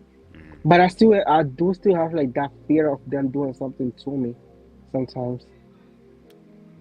So let me ask you this: when you, because I remember you shared earlier how when you was falling for this girl and she told you that I didn't want to be with you because you're black. You know what I mean? I can't bring anyone black around me.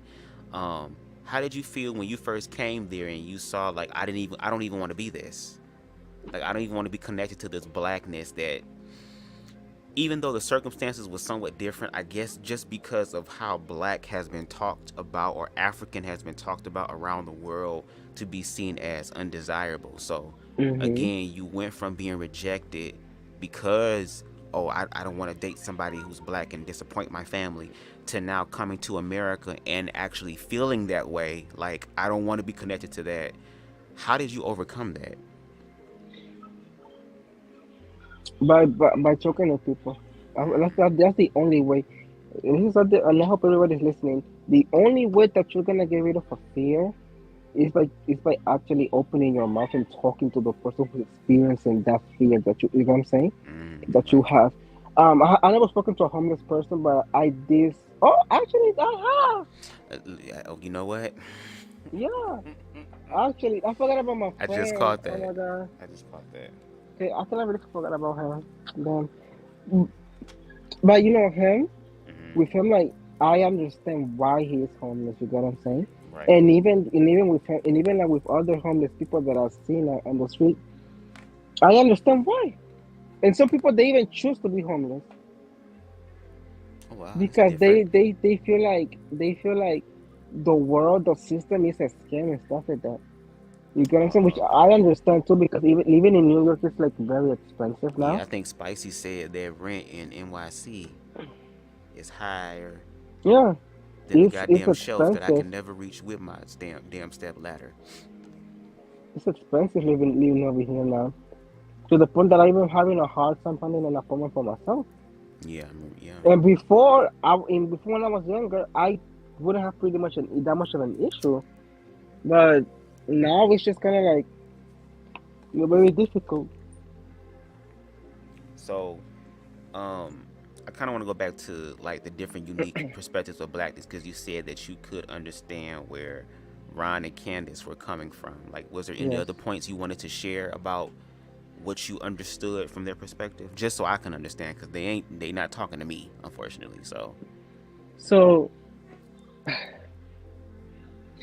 I don't support Candace.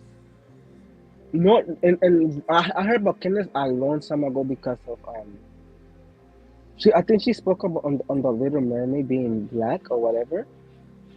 And how she was talking about what about the white people, how they gonna feel about this. And I'm like, girl, if you're gonna fight for a fight, just you gotta fight for the right fight. And I'm saying that what she's saying is wrong.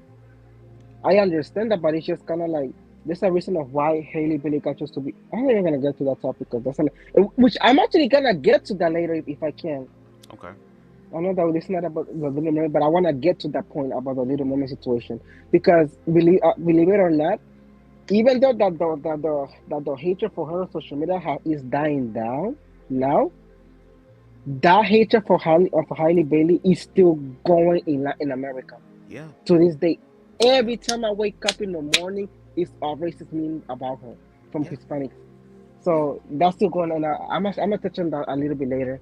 But with Candace, like I feel like she's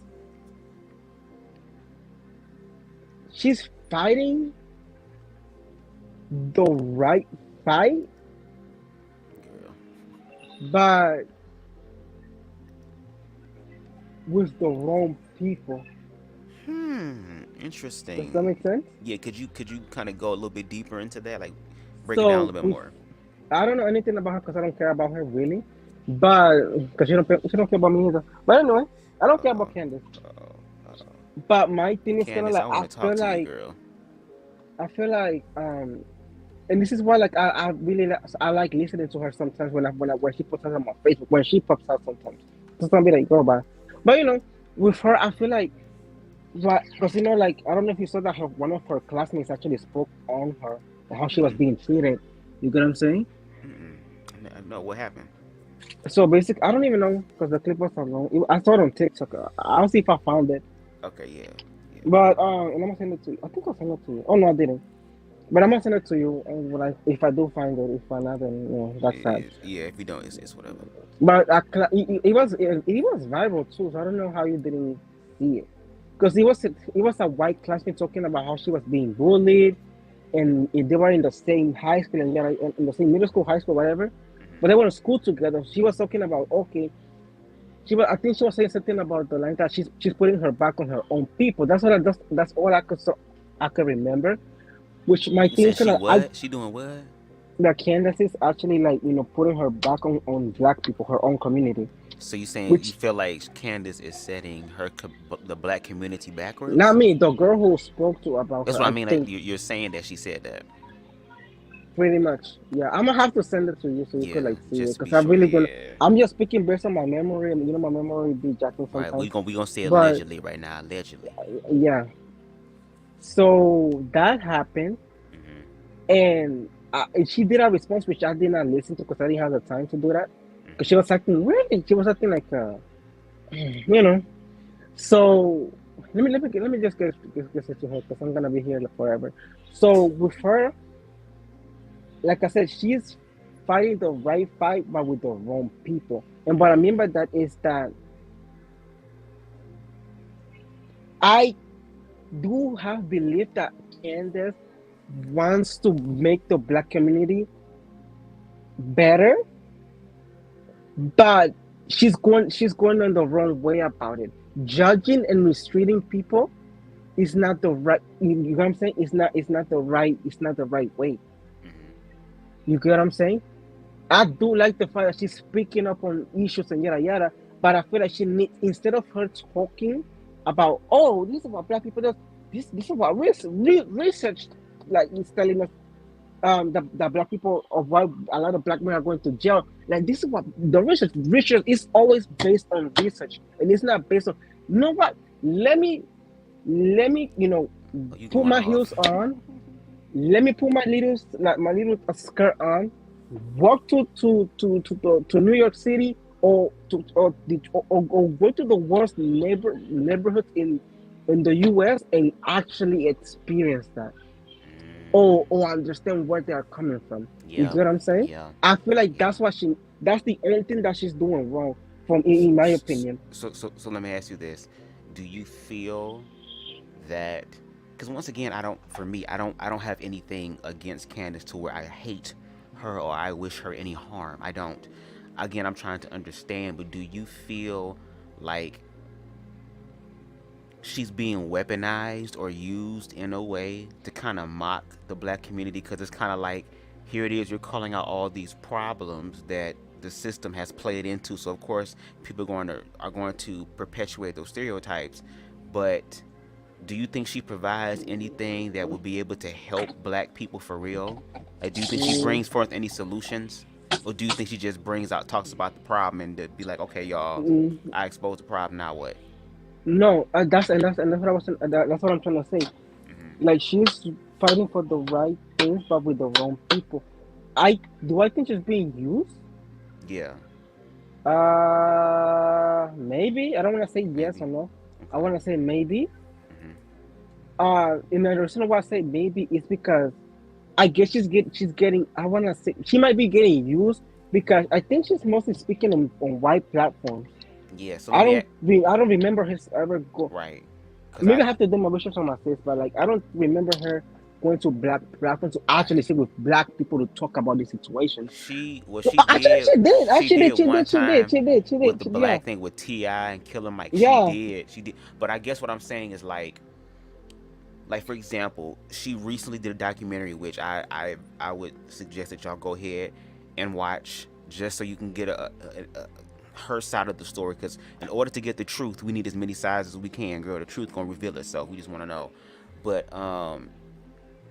in her documentary, she debunked George Floyd, and George Floyd was one of the many black people who lost their life in such a horrific way, and to be televised, who sparked this movement that is reminiscent to the civil rights movement. Like when you watch the documentary, Emmett Till, that started the civil rights movement, what they did to him. So it's kind of like she used George Floyd and tried to debunk it and be like, oh, your Black Lives Matter, but look at the criminal. He's a criminal. Once again, labeling the criminal. That's why I put that little clip of her saying, you know, two things can be right at the same time. You can say that he didn't deserve to die that way, but at the same time, he wasn't an angel. So in a sense, kind of like justifying his death. And then she also exposed what was known as the Black Lives Matter movement, which wasn't the original intent of the Black Lives Matter movement. The Black Lives Matter movement was again a response to what was happening to black people. So in a sense, the reason why I said weaponized, in my opinion, I could be wrong, but again, I'm just saying, the Republican Party, or a very predominantly white party, used the black person to kind of like go in and try to expose black people in a negative way, and then put it on white media and let white media know, I told you they're criminals. See, they're always criminals. They're always criminals.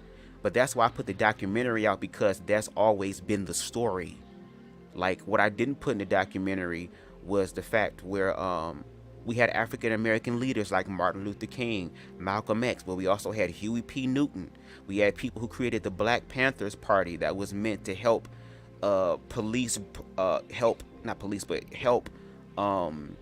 look over police brutality. Every time there was something made to help be the remedy to what's going on that black people made, there was always a demonization of it.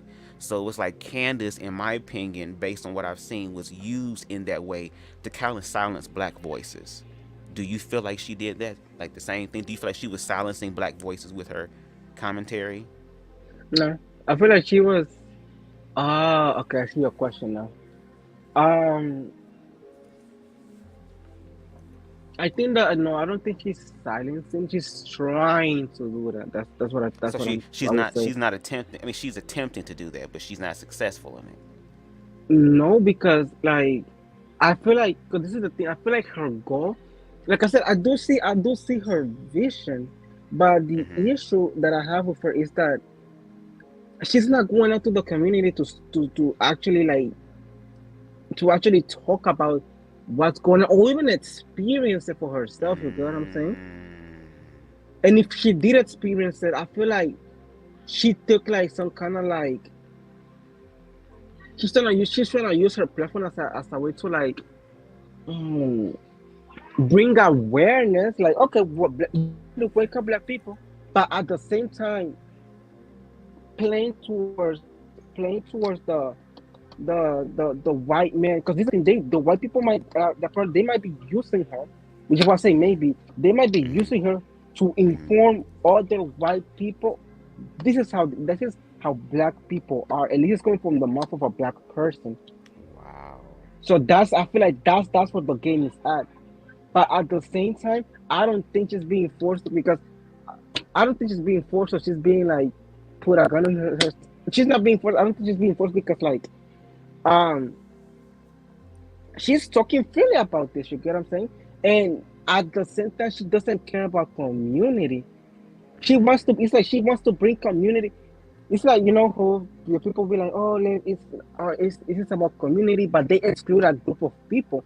And with her, like we see this with black people, like, you know, talking about LGBT issues, and some black people do exclude us, right, from the conversations. But with her, it's like she's excluding everybody from the conversation, and she's making her own statement from research that she's doing. And even a real research or a primary research is something that you do for yourself. You know what I'm saying? Right. Meaning you go out and you decide to take the experience. You know what I'm saying? Nobody, I understand your point, sis, but nobody's going to side with you if you're not willing to talk to instead of going to this podcast where people are trying to hear you or whatever, and then even trying to educate you, why not go to the actual people who can teach you what it's like? You get what I'm saying? Actually, I don't experience. Yes, I to don't know. actually experience it. Yeah. I don't know if you saw Arcane on Netflix. No. With Arcane, not even just Arcane, even with My Little Pony as well. In the movie that came out last year for My Little Pony, like one of there's this pony that she looks like a Karen. Oh She Lord, looks not a like a Karen Hope. pony. She was a descent. I'm gonna see if I could send it to you. manager right now, asshole? I hope it doesn't go off. Let me stop. I'm gonna send it to you. Okay. Uh, But said it was a Karen pony. yeah. So basically, on the beginning of the movie, which is why I was able to watch it. On the beginning of the movie, you see how every type of every pony type has a different way on how they spread racism. And that's a reflection on what happens in our world. So, for example, the regular ponies, the earth ponies, they use movie theaters. They use movies, documentaries, to actually document to actually say that the Pegasus and the unicorns are terrible because they can eat you up. The Pegasus could stab you with their horns and stuff like that, right? With the Pegasus, they use social media, which is something that us as humans use to send direct information to create hatred. You get what I'm saying? Right. And then the unicorns, because they are the ones who are like The outsiders. the low class now. Because remember how I spoke? I don't know about I think I spoke to you about it last year when I told you that you should go watch the show, the previous generation. So can you hear me? Yeah, I can hear you. I can hear some little kids in the background too. Sorry about this. No, you good. Somebody You said their good. birthday. You good? So remember how I said to go watch the show, the previous generation that came out? Because right now it's the fifth one. So in that one, you will see instantly that the unicorns, they were the white people of the pony society. And because imagine it was the big battle was between the unicorns and the Pegasus. And the Pegasus, they were pretty much, I would say, like the black people. If you think about the modern world, and guess what? Now in the fifth generation of My Little Pony is taking like place in the future. It's in the same universe as the previous one, but in the future, right? And guess what happened? The unicorns, they are the ones living on the ditch, while the Pegasus are the ones with the luxurious stuff now. So it was like a transfer of power, like the tables were turned. Because and I know that it really doesn't have that much to do with the whole thing with Candace, but that's what I'm saying. Like, black people are elevating themselves right now. You get what I'm saying? They're becoming business owners. Yeah. The acting industry, the film industry needs them. You get what I'm saying? Game industry with those Sims, EA, get it right. They need them. Yeah. You get what I'm saying? Right, especially EA. Fuck them niggas. So when you ask me about if she's trying to silence the community, she is trying to. She is trying to silence the community, but she can't. Oh yeah, she can. Because the more she keeps trying to bring the community down, or the more that what people are trying to bring the black community down, the higher we are going. Yeah, but that's why I also said that that's why I say history is important. And even though it was long, it's long for a reason, because it's like there has been other experiences where black people have done just that. Like there were black people who said, okay, you know what? I'm not going to sit up here and wait for somebody else to make the change. God damn it, I'm going to be the one to be the change. That's how revolutions and all that stuff started. So it's like you had people that stood up that was trying to make a change for blackness. And guess what?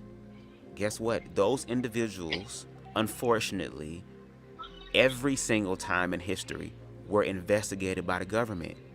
The government demonized them and said they're evil and they're criminals. Look what they're doing. They're trying to rise up, all this stuff. We have to kill them and we have to take them out. So it's like you have black people again in the documentary that I did. Again, racism is dead. Y'all go check it out. The whole not Black Lives Matter, but the defund the police situation. A lot of people are saying, oh, they're trying to take away law enforcement, because if you take away law enforcement, all these thugs are going to happen. But if people do their research, they will understand that was created by a black collective group, a group of black people who said, you know what, how about who took the time out to sit down, look at all the statistics and all of the numbers and information in reference to police brutality, and trying to find a way to remedy the shit themselves that involves everybody. And to be able to take the money that's used to fund the police and turn them into a militarized thing to respond, as opposed to taking that money and putting it into mental health services for black people, to help increase the living places of black people, to give black people more opportunities, to give them a chance to actually breathe and relax and actually enjoy life. But it was demonized on TV, especially on white media, to say, this is an idea to destroy law and order. Because once again, if the black people get their freedom, they're going to do to us what we did to them.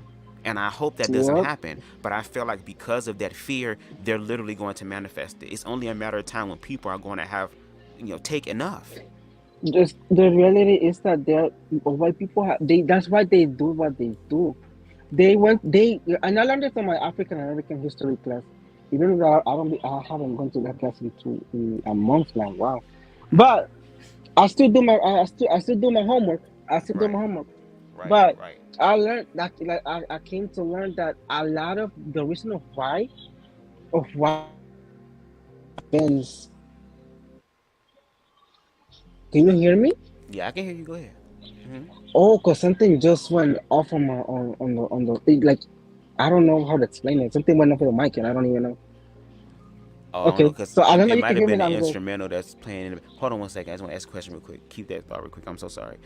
Can somebody please answer for me in the comment section? Can y'all hear the instrumental playing underneath us talking? Because I kind of want to have some ambient type of music playing as well, because it'll be able to be more well received. Let me know in the comments. But go ahead, Aries. My bad. I forgot what I was saying. I'm sorry. Oh shit! I'm playing. I fucked it up. You gonna get it back. I'm not good. I'll send you something. Oh yeah, we hear in the background. Okay, great. Just like how they tried it with the so-called purge law a few months ago. Fear monger. Yeah, we was talking about fear. Yeah, thank you. I remember. Spicy. See how the universe works? The universe be like, I can fix it. Just continue to flow. Just keep doing you.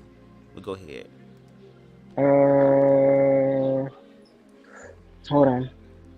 I'm trying to look something up. I'm gonna send you something right now. Okay. Oh yeah. So what I was saying was that I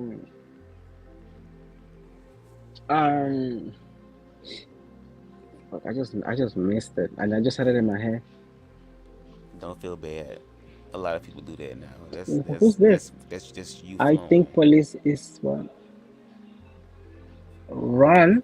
That's not the Ron.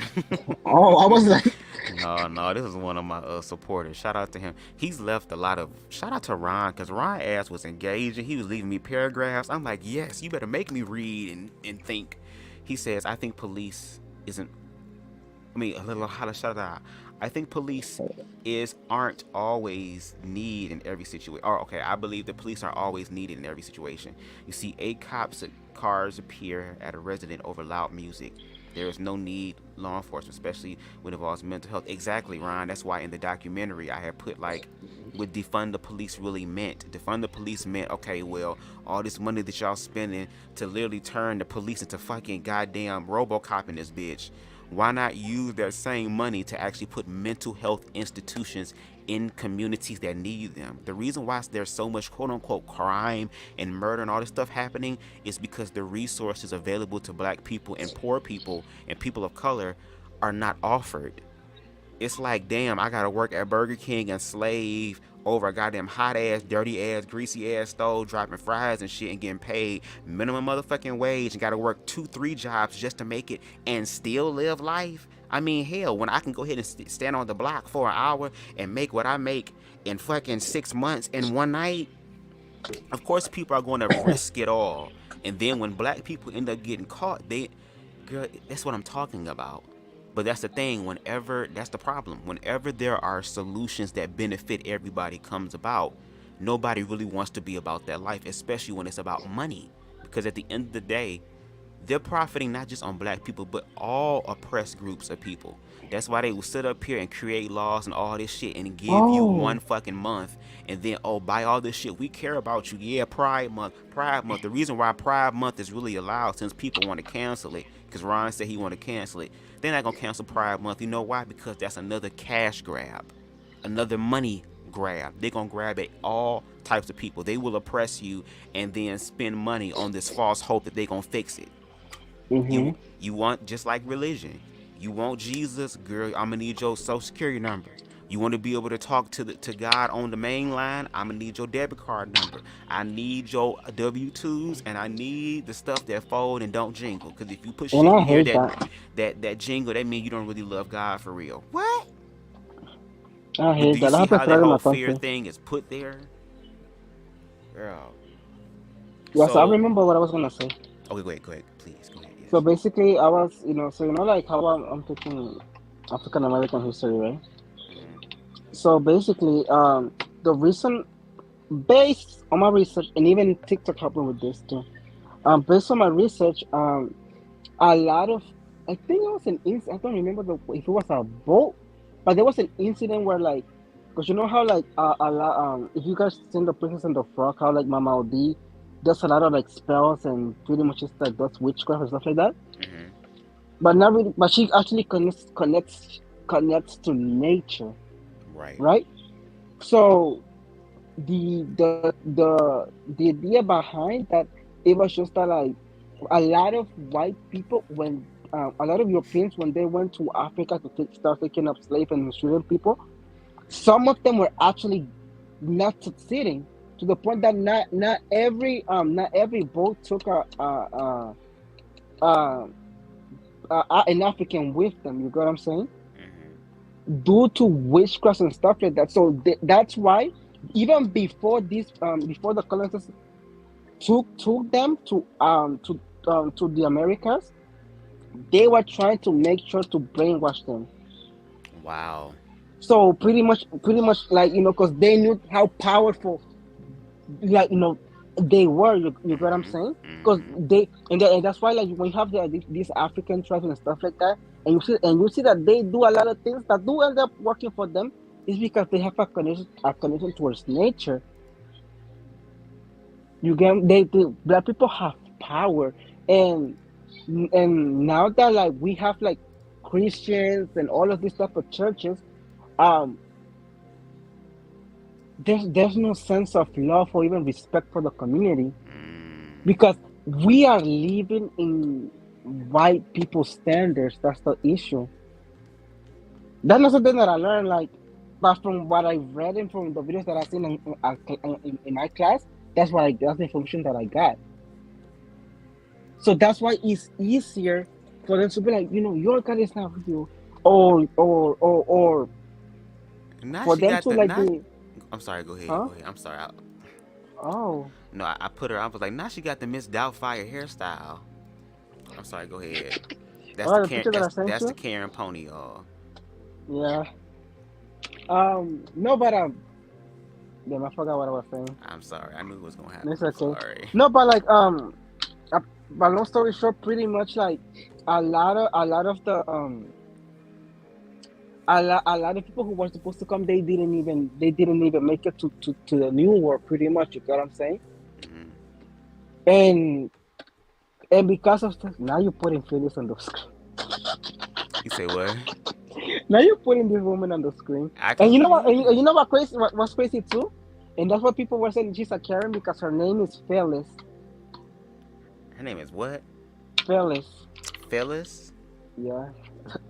She gives me a very good Barbara Ann Barbara Ann, don't play that shit. No, but yeah, cause and this is another concept too that I learned too, that like not every person who was brought from Africa is a slave too. Like for me, for example, my black ancestry is not. We don't have. I don't have a slavery lineage. If that makes sense. Okay. So now, does that? But even though that I don't have a slavery, I don't have like any descendants who are slaves from my black side. Then but how can I say this? That doesn't mean that like slavery does not play a part on the history of my country too. You get what I'm saying? Right. Because they went from Spain to Guatemala, which before was a Mexican territory before it became Guatemala. To start to colonize the indigenous who were there. You get what I'm saying? So apparently, with me, it would be that the reason of why my hair texture is different, or why might be a little bit different than most of my friends who are mostly black from Guatemala, is because we have like both like Native American ancestry and the black ancestry pretty much. So that's why like it's like, for example, like with my brother or even some of my family members, they come lighter skin complexion, or like if they do come to be black, they might have like straight hair. So I hope that makes sense. No, But yeah, I learned that in school, and this is crazy because something that I want you guys to understand too is that like there's no such a thing as Black history in Guatemala. There is there, but it's erased, which is the same thing that the video was explaining in the beginning. Yeah. There's a lot of heroes and presidents and rulers and kings and queens who are important for our history, but they don't want that. So These why do you people why do you even think that went. is? Why do you think they don't want us to remember our power? Because they're afraid. But I'm saying, like, They know that. what do you think they're afraid of the power? Like, what do you think? Do you feel like that they're going to use their power to like destroy them? Yeah. Or they're afraid that they might be on the lower like how like we now like a lot of the people are seen to be at the bottom. They don't want to be in that position. I feel it because it's the thing. White people, they do understand the struggles of Black people. I do believe that they do. People say that they don't. They actually do understand There that. are That's some why white they don't people want to. who I'm sorry, I didn't mean to cut you off, but like during slavery, there were white people who put their lives on the line for the Underground Railroad. Like if they got caught, they would be murdered alongside the slaves that they were trying to help. So there are some people who are empathetic and are able to tap into it, that know that something bad is happening to other people and want to be able to help bring that change. I'm sorry, I just had to say that. Go ahead, if you remember. No, but I was just saying that like they understand it, but they just don't want to go through that same struggle. Because it was the same thing that like my grandma did as well. Like, oh look at this homeless person. Like, you want to end up like that if you don't go to school, if you don't do this, if you don't do that, if you don't listen to me. That's the mentality that they have. You get what I'm saying? They see that Black people are being killed. They see that. They know that. I even saw videos of white people dressing up as Black people to commit crimes. I don't know if you saw. I don't know if you ever saw any of those, but I have. No, My I've friends seen videos showed of it to white me. people running up on Black people in the hood and thinking they ain't gonna get fucked up. I'm sorry, bro. The fuck? Yeah. Actually, let's go show me that video. There was this a group of white guys who were, those masks that look so real to the point that you think they might be a real person. Exactly. Those type of masks, they were wearing them. Of course, because it like this is. It's easier to pin things on, but that's what I'm saying. Like historically, like I think being a person. Again, we have to address these labels and find a way to remove them, but we need them right now because those are the only things. That's a foundation. We got to work with what the fuck we got. But as far as being an African American, historically speaking, our people were looked upon as criminals in this country.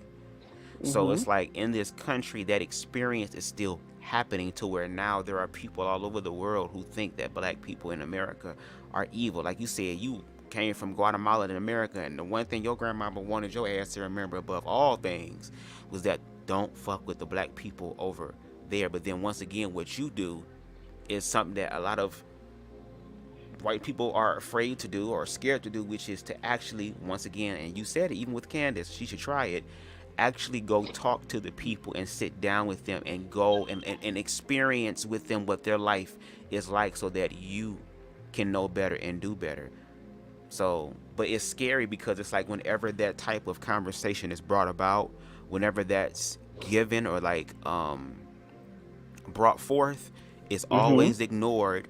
Or if it continues to go forward and it gains traction, there's always something that happens that has to be demonized first. And then it's like once it's demonized, okay, green light, destroy it. And that's something historically that black people have been dealing with. We're talking about, again, generations.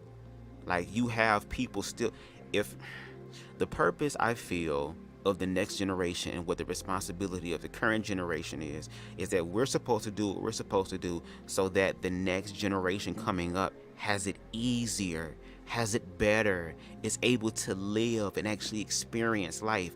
But for a lot of black people, it has not been that way. Yes, we have opportunities now, but it's not opportunities afforded to everybody. Like black people have to work twice as hard to get in certain colleges. Black people have to work twice as hard to get certain scholarships. Black people have to work twice as hard to get in some sort of place where they feel like they're excelling. And then when they're in those spaces, there's not many people like them. And if it is, they're now bougie people who like, oh, well, if you're black, you have to be this type of black and not black like them. As if though the people that's black like them are not smart, are not intelligent. You got people in the hood that's selling drugs and is good as hell at mathematics.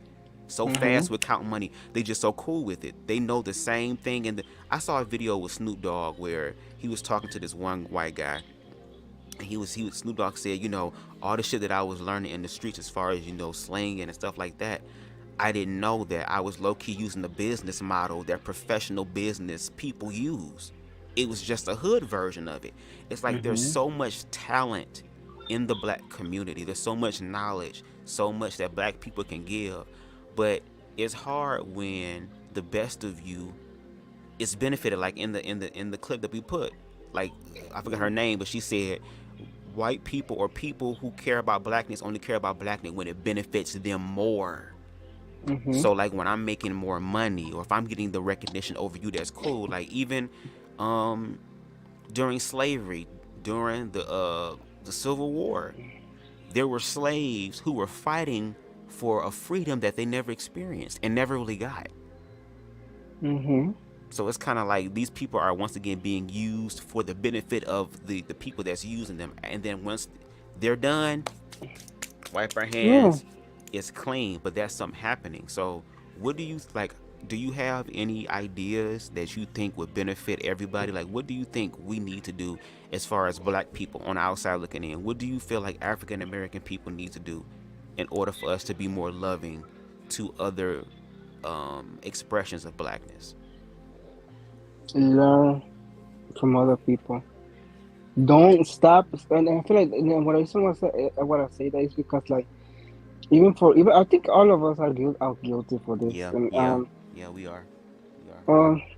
Also because especially with the Africans, like you know how people be like, Africans eat food that's disgusting and yet, or mostly because the food it be smelling bad. You know what I'm saying? But you know, why not learn like what if you haven't tried the food, you know, why would you talk bad about it? You get what I'm saying? Because I also have an issue when people just say, they talk crap about Africa, and then they be listening to Afrobeats on the club. That's a normal for me. But to answer your question, like I said, just learn from other cultures. Especially like if you live in cities that are very diverse. For example, New York, I think Miami. Um, don't do. This is something that I have to learn.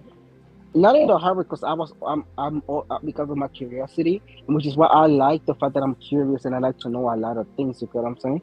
Right. Um, Stop. I don't want to say stop, but just when if you're gonna make friends, don't just make friends within your community. Make sure to expand your friendship Right. with all kinds of cultures, because that will be the only way. That will be not the only way, but that will be the beginning of us to come in together as a community. Right. In order for us to be more successful,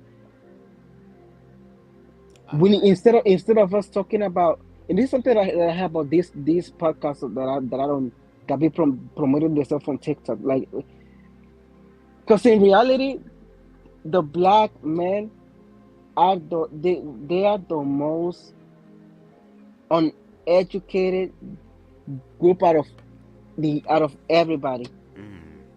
They really are. You get what I'm saying? Because you even see this in TV. A lot of many black men, they don't put that much effort to things. They could create an stereotype in a second, and everybody around them is going to go based on that.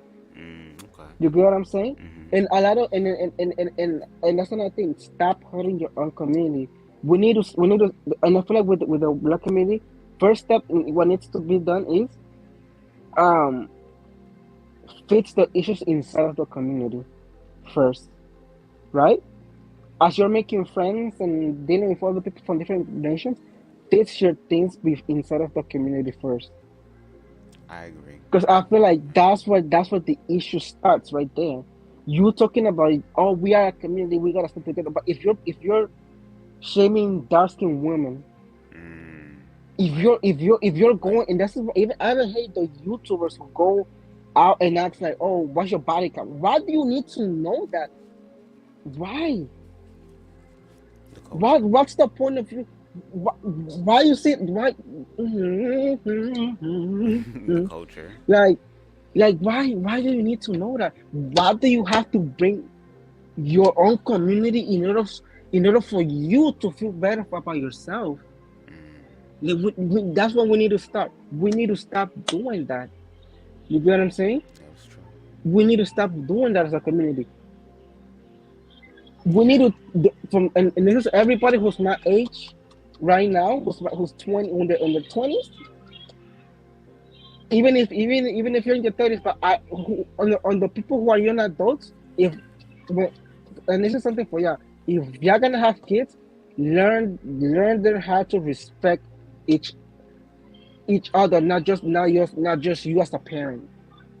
So let me ask you this. I'm glad you said that. How do you feel about people who, like, for example, you were talking about like teaching your kids about other people's experiences. How do you feel when that actually happens? Like you start seeing, for example, LGBT expression in the Hmm. media and in schools now, as far as acceptance and understanding each other. How do you feel when there are people out there who are afraid of that and they try to make that scary or bad? How do you feel about that? I like it. I really do. And this is something that we spoke about this a long time ago when Heartstopper. If you have not seen Heartstopper, I need to watch it. But when Heartstopper, came out, I think I did tell you about that. Like, was it you? I think I did tell you this. But like, I like the show because I wish I would have something like this when I was a child. You get what I'm saying? Right, right. And even though the parent, because this is something that I noticed too. If you go back to like I'm gonna say early 2000s, yeah, because I was born in the 2000s, not in the 1990s. But early 2000s, just like the Powerpuff Girls. Um, I forgot the name of the ball kids with the ball kid and the You talking about kids next door? yeah, right. They had a whole tree house, right? Yes, It that used was to be my bigger show. than Kids next door. the Empire State Building. Yeah, Hmm. I like them. So your number one was my crush, though. Not you question on that. Let me stop. Yo, he was like, no, There's some let me anime not go. motherfuckers that can get it. Yeah, let me not go after that. But if you really go back to look at those cartoons, they were more creative. You get what I'm saying? Hmm. But they were still made to like bringing an idea or stereotype. They were full of stereotypes. You get what I'm saying? So the gay guy was always the feminine one, and even when we have, and there was this one episode of the Powerpuff Girls where like they were robbers, and one of the robbers was Buttercup. That was just up as Buttercup. He was a black person. Oh wow. So, and then when the Winx Club, there was a girl who thought she was ugly because she had an afro. All of these things were Wow. allowed. You get what I'm saying? As kids, we didn't know that, but that's how they were teaching me and many kids, like in many of us, that okay, being black is not okay. You get what I'm saying? And now with these cartoons now, or and even not just a cartoon, but with the addition of Netflix now, how they're being more diverse. Instead of having a whole traumatic experience with the LGBT community or even black people in general, they are creating a space for everybody. This is just this is what I'm seeing in the show that I witnessed. You know what I'm saying? Now I'm not saying every show is like that, because there are some shows that they do messed up stuff, Jeffrey Dahmer. But Oh Lord. you know, it's Netflix is trying to put a message out there to guess what, and guess what's happening now. Now Disney is trying to use that tactic now. Many other places are trying to use that tactic of including people even more. You get what I'm saying? So I think that it is important, and especially for now, because even like my cousins, like my little cousins, they watch a lot of Netflix cartoons, right? And almost every Netflix cartoon has an LGBT character in there. You got Kipo, and Shira. Both of those cartoons my cousin has seen it, and I've seen it as well. Shira is a whole LGBT. More majority of the cast is LGBT, except for two characters who are straight. Everybody else are part of the LGBT community, but you don't know that. If you are a parent and you're sitting there watching that with your kids, you will not know that, because being a part of a group is not really it's not supposed to be the identity of the character. You get what I'm saying? There's more to people than Than being just the black. stereotypes. There's more to people than being a gay. You get what I'm saying? Yes, it is a part of, like, our appearance is a part of, plays a big part on our life or whatever. You get what I'm saying? But that's not who we are. Yeah. That's not who we are on the inside. And that's something I know. A lot of black people are trying to express themselves in a way that they can without being judged by their own community. You get what I'm saying? Right. Okay. Okay. And people always complain, oh, black people do the same thing and yada yada. How come we do the same thing? And then and this one girl on TikTok said it as very well. She said, no, black people, we are talented, we are creative. The issue is that many of you, when we do something different, it's always like, oh, they're not supposed to be doing this. You cannot do that because you're black. Only white people. This is what people start, So and like that's the placing a limit what, on them. exactly. And so like that's why, like, most of them, and that's why most of them, they have to express themselves when they're by themselves, because most of them don't have friends that will actually accept them for who they really are. You get what I'm saying? And that's something that I got to from dating these people. Like the people that I dated, you get what I'm saying? Especially with old dude, he was not able to. Being with me, he felt safe and he felt like he was somewhere where he belonged. You get what I'm saying? But when he would go out, people would judge him for the things that I wouldn't judge him for. You get what I'm saying? Right. So he would have to judge somebody else, which he did to me, to put himself in a better position and feel good about himself. And then the whole killing comes when small things like this that can turn into a big problem. You get what I'm saying? Right. That's why, like, we need to let our community, like, express themselves, and we need to start within our community to resolve all of these issues and be a little bit more open-minded about certain things that we do. Right. You get what I'm saying? Right. That's what we need to start first, and then from there, we can go up and up and up and up. Because the only reason of why, and I told you this before, but the only reason of why I think why people are at the top is because they're not afraid of anything. And what I mean is, like, trying new things, building skills. If you are building skills, what was going to give you success. But how do you then feel about, because historically speaking, there have been, and let me see if I can actually pull this up right now in real Mm-hmm. time. Hold on, y'all. See if I can find it. Hold on. Give me 1 second. Let me see. Hold on, hold on. Y'all see, I can hear the music. Can you hear the music at all, Jerson? Aries? No, Okay. Hold on. I heard it earlier, but no, no. Hold on. Hold on, wait. Yeah, didn't get credit. There we go. Okay. There are, first of all, like you said, black people are very creative. Black people have created so many inventions that were taken away from them, and the credit went to someone who didn't put in the work at all.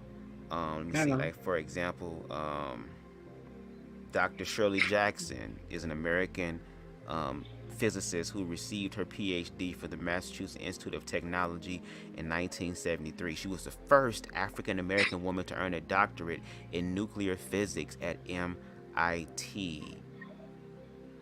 Mm-hmm. It's a lot of things. I'm trying to look at some more of this stuff. I'm trying to really breeze through this for real though. But there are people, black people, who have created things. I think, like for example, there was a black person who created open heart surgery. He was the one that created the procedure for it. One that Mm-hmm. created the stoplight. Mm-hmm. George Washington Carver that created peanut butter. Like black people have been innovators. Even We in music, do, and even it's in just I feel like music, it's even in obvious. like even in music, like for example, like the movie Dreamgirls, like during that time, the civil rights era, that time, black people were making really good music, but then white America would whitewash it and would make more money than the black people would. So it's kind of like black people, we're so used to being used in reference to our gifts and our talents. Like I've watched so many older films. Like for example, I started watching some of the older um, the Little Rascals, Our Gang, the black and white version, where a lot of black kids were tap dancing and shucking and jiving and smiling all the time. We were very, very entertaining because we had to work hard. I mean, that was our only way to be validated for real, for real. That was the only way for us to really feel like we are rising in life. But then the same films that we're in, if we're nominated, we can't even go to the goddamn awards and win the awards for the film we nominated in, and got to Yeah, sit in with the black Hollywood people happened said that. at and sit with the black people at, but yet I'm getting nominated for this film. So it's kind of like, it's like what Paul Mooney said. Everybody want to be a nigga, but don't want to be a nigga. Everybody wants to benefit from the cool and hip and creative side of black people, but as far as how black people are treated, I don't want that, and that's not right. Mm-hmm. That's called exploiting That's that's people. that's that's yeah. Even So even in America, a lot of these rap. I don't listen to any of them anymore like that. Maybe Bad Bunny will me be the either, only one. honestly. Even a Rosalia maybe. Or not really her because she's not really. But um, a lot of if you go to look for like a lot of like urban like music from the early 2000s, a lot of them they will always talk about how this fetish on black people, on black women especially, because they had the curves, the booty, and stuff like that, and now everybody's doing BBL, Yeah, and it's yeah. crazy because then they on TV when they portray these women, a lot of the black girls that I met, they would try to be like Gabriella from High School Musical.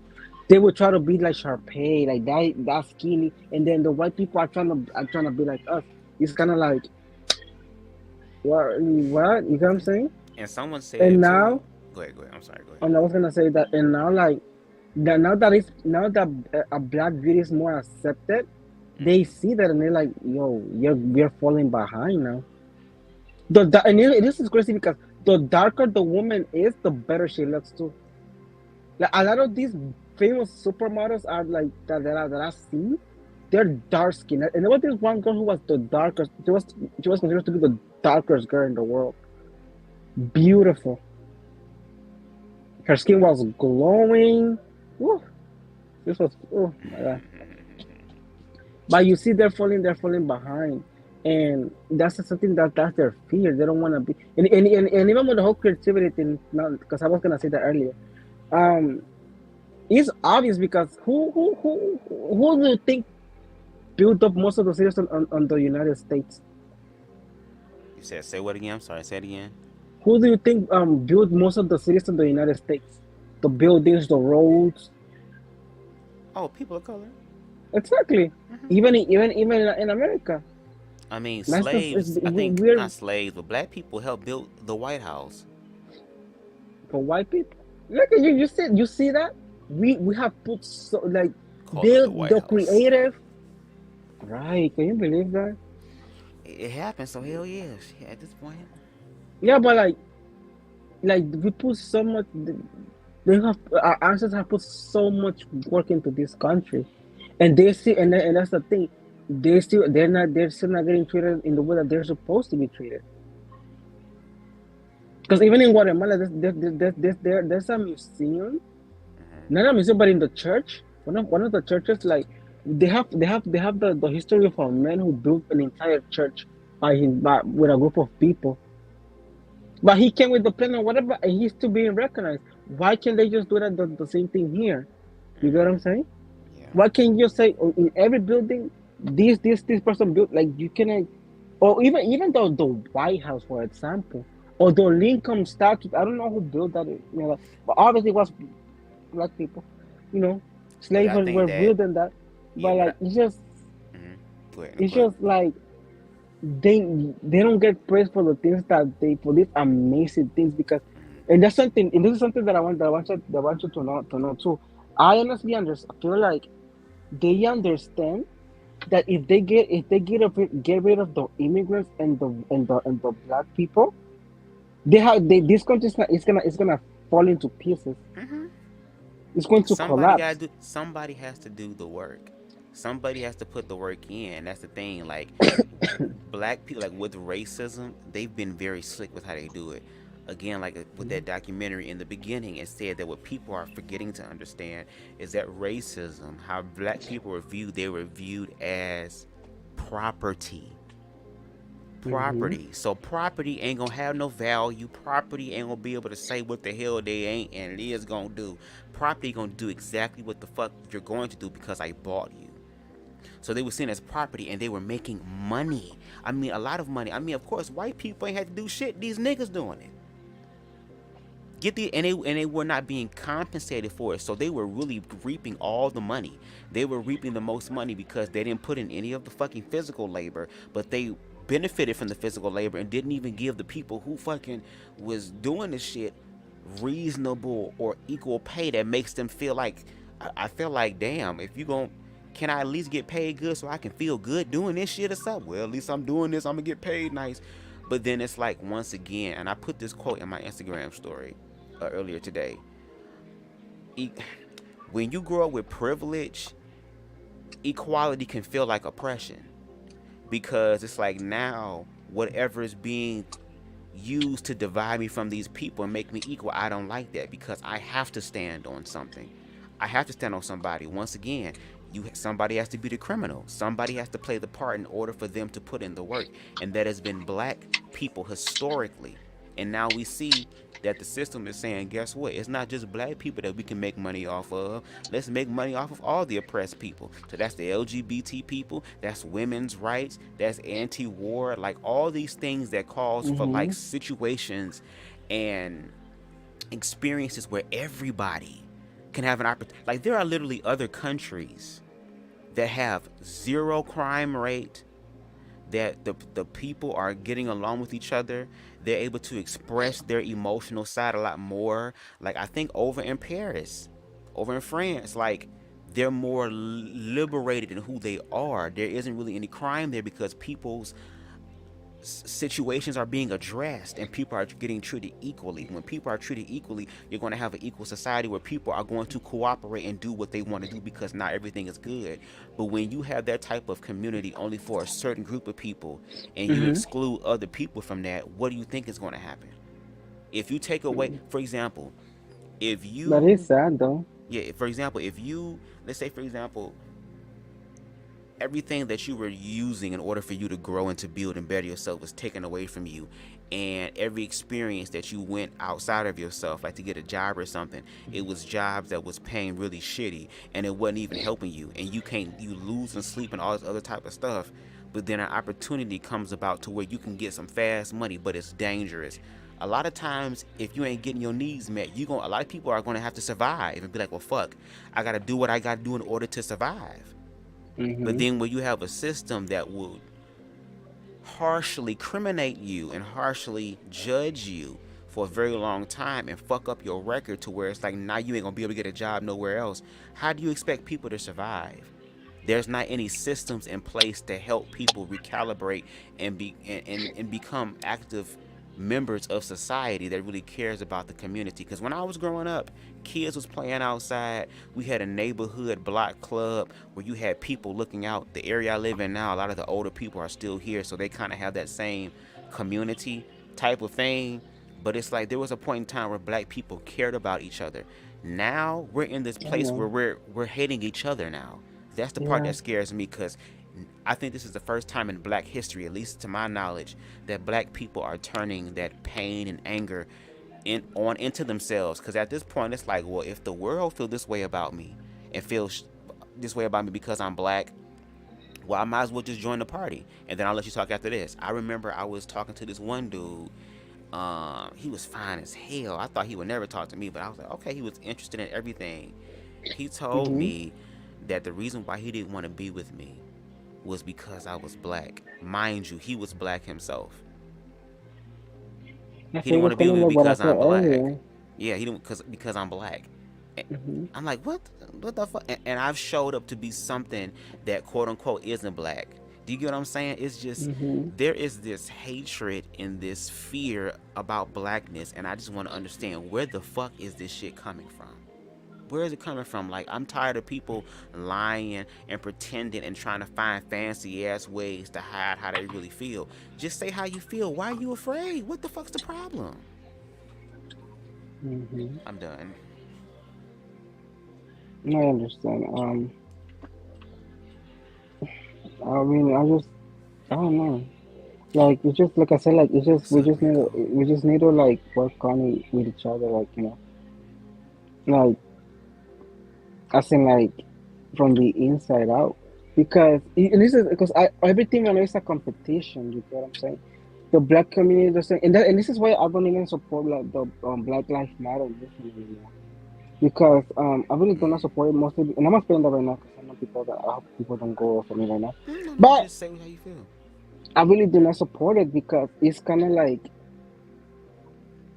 in the beginning when it was first introduced to me, it was mostly like about community. I thought it was about community and stuff like that, you know, because you see a bunch of black people show up to protest because one of their peers got killed, which is great because I've never seen that before. You know what I'm saying?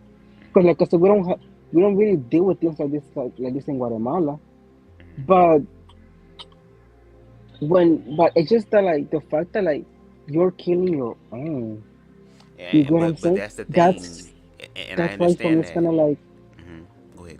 I cannot. It's like I cannot support something like that. Instead of you going towards violence, like think about like how can we resolve the issue? And I know that most of the times, and I see the thing. A lot of the times, I feel like a lot of people, they need to prove themselves that they're not weak, and I feel like that's where the issue comes.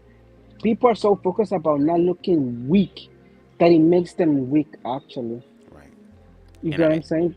So and you do make sense. Like I said, black people, a lot of us are playing into our own demise. We're actively participating in it, whether we know it or not. Especially with a lot of like how black people are seen, or the stereotype of culture of blackness. Oh, you know, they're animalistic, they're dirty. Again, it's a systematic historical thing, because once again, you have systems in place that literally support that type of behavior of black people. That's why I put it again in that documentary when I was talking about the death clause and all the other type of stuff, how these people are paying them handsomely to perpetuate this stereotype. And so now people in the damn hood are emulating this. So it's like if horrible shit happening at the top, like if these motherfuckers that are A-list celebrities at the top are still niggas with money, imagine what's happening to those on the bottom, on the ground floor, like us, that live in these communities, that have to deal with the destructive pattern. But what's happening is that, once again, and I think people forget this when it comes to the African American experience, black slavery, and I know people hate this, but this is why context is important. This is why it helps to clear it up. Black people were taken from their place and were given a false identity about themselves. But there was always something inside of them that pushed forward to know and try to figure out who they are. Now we're in a place where black people are so disenfranchised that we are broken, that to where we're hurting each other. But that's why these conversations are important, because we have to listen to the hurt people, because the hurt people are doing just what hurt people gonna do. Hurt people. And we live in a system that has found a way to make money off of that. And the only way they're going to make money off of that is to make people fear it. We're going to sit up here and we're going to give these rappers all this money, but also put them in debt, put a life insurance policy on their goddamn life, whether they know it or not. We know these hood niggas, so you know they settle shit with guns because that's the hood thing to do. So now they kill these people, and the families don't make the money. The neighborhood community don't get any money. And then guess what? They sell their music after they die, and it's worth more because now people want to know who this rapper is that died, and it continues to perpetuate the stereotype. So when we sit here and talk about black people killing each other, yes, we have to take responsibility of that, but we also cannot ignore the fact that there is a system that literally is paying black people to kill themselves and to kill other people. So we have to also address that issue too, because that's the bigger issue. That's the root. The symptoms of black people killing each other is simply because there's not enough economic opportunities available to them. Like I said, I live in the hood. I've watched hood videos of individuals speaking their experiences. Let me drink water real quick. Hold on. Yes, sir. From their experiences. These people literally are they're acting out this way because there is a lack of something in the community. There's a lack. There was a point in time where, because black people have always been at the bottom of the totem pole, but black people knew how to survive. There was a point in time during the 60s and 70s where there was about community. I love having conversations with my parents about how they grew up. Like back when, you ever heard the expression, it takes a village to raise a child? No. That's an expression meaning that it takes the whole entire community to raise each other. We have to learn about each other, connect with each other, correct and challenge each other, but do it in beautiful ways. That type of idea that we had before in the past with my parents and all that stuff, it's not here anymore. So we need to find that type of connection. But I don't know how it's gonna happen, but goddamn it, I'm just trying to have a conversation so we can possibly find out. Yeah, that's like I said, like it's just because I know we can do it. It might not be on a period of life, but like I know that someday we're gonna get there. Because now people are having these conversations on TikTok, and that's something that I noticed too. Because even like a lot of grown people, they see my generation as weak, because we talk about the issues that they never had the chance to speak upon. Or they were afraid to speak on. Yeah, so it's kind of like we recognize what is abuse and what is not, and we're trying to do better, which is something that I'm proud of, which is something that I'm proud of from my generation. But at the same time, it's kind of like how are things gonna be applied when we are gonna have these kids, and how, because sometimes people do forget about their youth and stuff like that. You get what I'm saying? Once they have their kids, and I know that even though that it might not, like I said, it's gonna happen in the next 60, 80 years, but I know that we're gonna get we're going somewhere, because I feel like right now we're still in the beginning. We are still in the beginning of everything. Right, and I'm gonna say this, and we're gonna go ahead and close, because we almost been here for damn near 3 hours. But it was a good ass conversation though. But from a spiritual standpoint, at least from my opinion, we're entering into a phase now where guess what? Everybody about to be about to know what a nigga feel like. Like the oppressor is now understanding what oppression feels like. But our job as those who are oppressed is to learn to love ourselves so that we don't just simply end up trading spaces and places, because a lot of these people that are oppressing from a very low vibrational fear narrative. They're afraid and they're scared, and their fear is literally manifesting in the world. There has to be people that have to operate out of love and transcend the fear so that we can make a difference. Because, for example, let's say hypothetically speaking, blackness is now superior because white supremacy. So let's say the tables are turning. Now it's black supremacy and white inferiority. That makes us no better than them, because now it's like we're gonna do to them what they did to us. Yes, it would feel so motherfucking good, but it's not right. And I think what black people are trying to get people to understand, at least what I am, is this: let's get to a place to where we're equal, which means we have to be accountable. Black people are owed something in this country. Other ethnic groups like Jewish people and Native Americans who've had horrible, atrocious things happen to them, guess what? They were all compensated. They were all rectified. They were all paid the debt that was owed to them. Black people have not. And that's the problem and the issue. Like, you have to listen to the people. And on top of that, the white forefathers promised slaves this. We're not just gonna sit up here and ignore this. Let me put her on the screen real quick, girl. Do you think that Miss Motherfucking, where's she at? Damn, hold on, let me find that thing again. 1 second. You think Miss Thing right here, you think her ass is gonna sit here and wait? You think she gonna wait? You think she gonna wait for when she asks for something? You think she gonna sit there and wait a long periodically time for her shit? Hell no. See how that bun is swooped and stayed in place? She will scream her goddamn head off with her privilege, knowing goddamn well that y'all gonna listen to what the fuck she's saying. So if Miss Karen can have a fucking fit and rage and cuss everybody out and threaten to write a letter and shut down the goddamn Starbucks girl because her shit fucked up, then what's wrong with giving black people what's owed to them, what's been owed to them? And whenever black people tried to have their own, white people destroyed it. There was something called the Black Wall Street, where there were black businesses, black banks, black grocery stores. There was black commerce happening. And guess what? They burnt that shit to the fucking ground. Like, people, do your research. That's why I say it takes the people. Because if the people sit up here and continue to ignore and tell other people to shut up, eventually it will be you.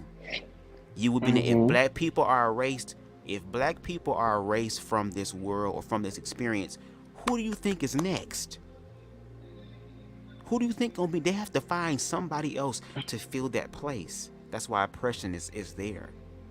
Because there's only a certain group of people. That when people say all lives matter, no it don't. It's only a certain lives. If it was all lives matter, y'all would actually be about it. So with that being said, I want to ask you this. I'm just gonna say this. Do you have any lasting thoughts that you would like to leave with the people? Like where they can find you, just anything that's on your mind that you want to leave the people with? Because my plate is here. Actually, I do have a few things. Go ahead. The floor is yours. Damn, I don't even know where to start. I just want to say that, like I said before, we can do better, and I like the example, which I kind of do want to I thought you were gonna play the clip that I sent you too, because I'm like, if he's showing this pony, like, so that you could actually get a feel of how like her character is. Obviously, in the movie, she does change at the end, but I would recommend you to go watch it. So you I ain't gonna do it now, because last time my ass played some shit like this, they snatched my life down. Hell no. But it's just that, like, I do want to say that, racism is not dead. It's not. And even me, like earlier, if you guys were here like earlier in the live, they, in the little clip that you posted about the Afro-Latinos, I feel like even I will blame myself for thinking that there was really no racism, in America because like it was never directed. It was always hidden. You know what I'm saying? Right. There was always an excuse to cover that layer. There was always something to cover that layer of it, and it sucks that he had to take me to move to a whole different nation to realize how I was being treated over there. You get what I'm saying? Wow. But at the same time, it makes me realize that just how like I was clueless. Just how like I was clueless about what racism was as a child. Like there's so many adults or many people in general who are going through these things and not doing anything about it because they say that like, you know what, I'm black and I'm gonna be treated this way. You get what I'm saying? Some people do sit down in their behind and they don't do nothing because the government is not on my side. This time the third and yada yada, which is understandable, but there's more to us than just letting people use us and abuse us, in the way that they have done before. So I always encourage you to like make sure to like I always say, make sure to get to know people from different places and areas. Because I learned so much from Bob and it was crazy because I was very judgy of him when I first saw him, but you get to learn so much from two different cultures, and I feel like if I never would have met you, I never would have like been informed of what it's like to be black in the United States. Oh wow! Because like yes, I did meet black people in the past, but like I never had like a friend. You get what I'm saying? That's why I'd be like, Ron, come talk to me, nigga. I ain't gonna cuss you out. You I ain't know, gonna so call like you all type of shit. Like, come talk to me. Go ahead. in the way that I've been treated by the community as well, like, it's hard for me to make. I mean, I do have now one in school now. I don't know if he's watching this right now because I did tell him to watch the live stream. Mm-hmm.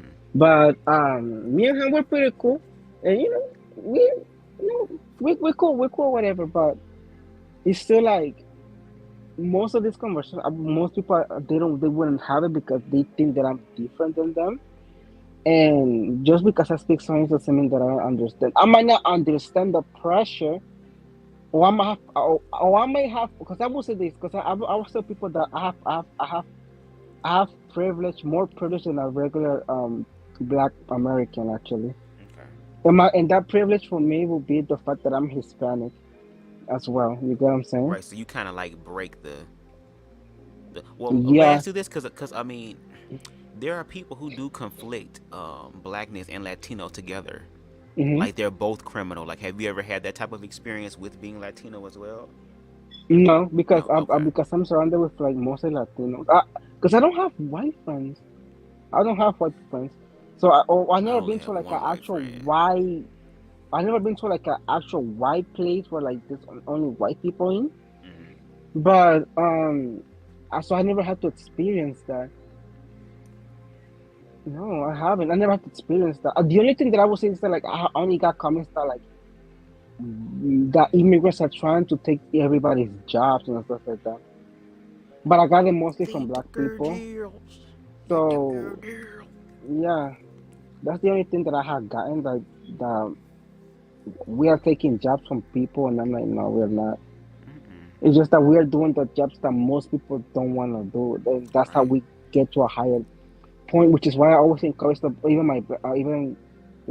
always encourage the black community, do all kinds of things. You know what I'm saying? Build up your skills on any way, because that's why I feel like successful people are successful because they add skills, and for those skills they get a job. Then they gain another skill and they elevate themselves. You know what I'm saying? Yeah.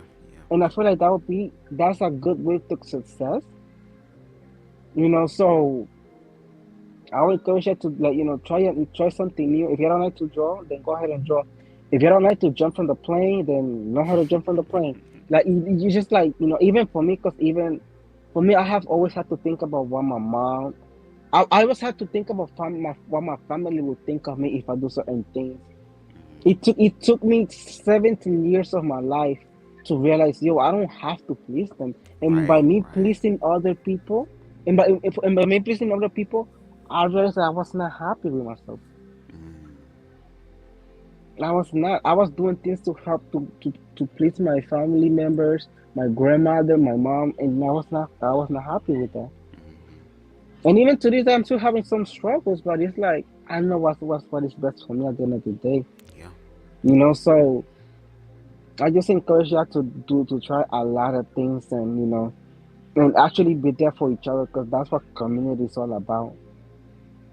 And I hope like these messages could go to anybody else, out Mm-hmm. there. Which I am trying to go into the TikTok realm now, Okay, awesome. which I haven't done it because I was going to comment on this girl talking about the Black Panther, the Wakanda Forever movie, and I was gonna talk about the Little Mermaid too, but that's another topic that it actually is terrible. Okay. Yeah, it's it's unbelievable because I was excited for that movie, and now it's just kind of like, because it's like why Mexicans are having an issue that somebody who looks like the actual Mexicans is playing Novar on the movie or whatever the name of the new hero is, that's based on Central American culture. See, I'll have to do my research on it. I ain't go see it yet, Yeah, so people unfortunately. were saying that like why Mexicans are like, we don't need to pick the roles of people because of their race, and they even try to bring out the Little Mermaid, and I was gonna say that earlier too about the Little Mermaid situation. Yeah, you They even can. You try to say it bring before Halle we go. Bailey, huh? You can say it before we go. Yeah, so like in the Spanish side of TikTok, people are still complaining about the Little Mermaid being a black girl, and they're saying that they would have preferred for Halle Berry to just like sing those songs, but not to be the Little Mermaid because she's not white.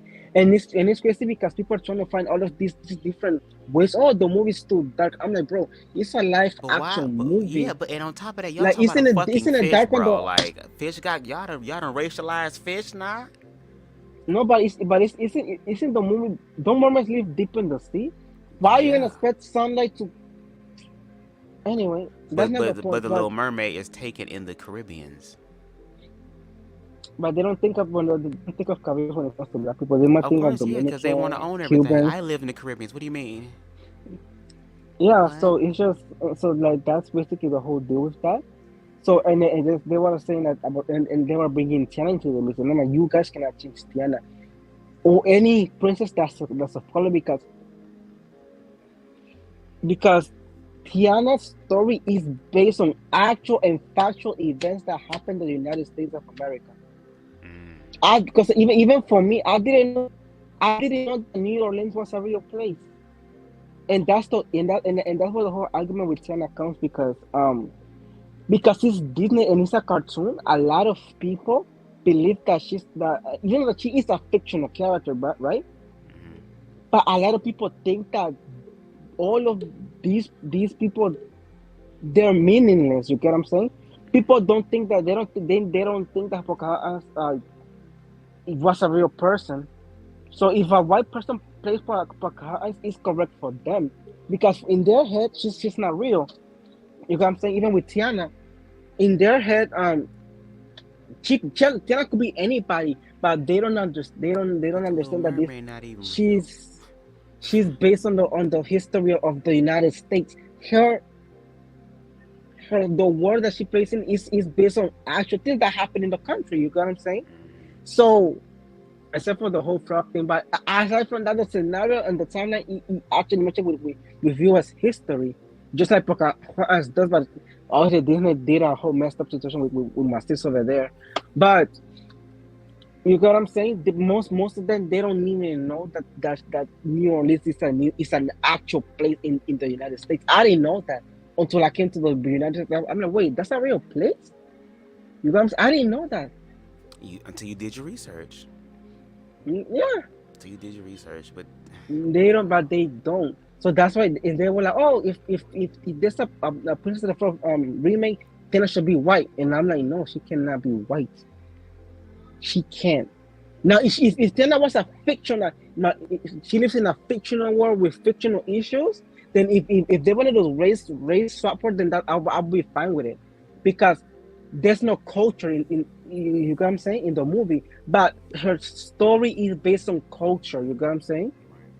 In tradition, so you cannot change a character based on how just because you're mad that the Little Mermaid is black now. Ariel's kingdom is not real. Not even that, but in the early concept of Disney back on the 80s, they were trying to make her to be out of a darkened complexion. She went from being blonde to being a dark skin complexion, even looking kind of Indian, to what she looks now. That's why we You have get what to I'm saying? have So, conversations again about. That's the thing that I want to know.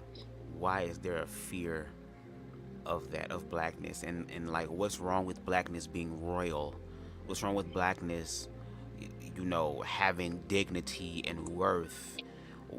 What's wrong with that? What's wrong with that? Y'all are allowing a fucking fictitious ass fish who has not come to none of y'all goddamn birthdays. I know you thought it was Ariel, girl, but it was a bitch that was dressed like Ariel. She ain't come for real. She ain't come to any of those events, girl. This is a fictitious character, girl, which means it can be changed, and it's like different alternate universe. Like it could be a canon, which can be the same concept but a different story told a different type of way. In what way is this new version of the Little Mermaid going to take away from the old one? You can still watch the old one. It ain't like it's a race and it's, oh my God, they're getting a mob to burn all the old ones. Like, it just shows that people are not ready for change. They don't want to see other people grow and be in other positions, because it reminds them of the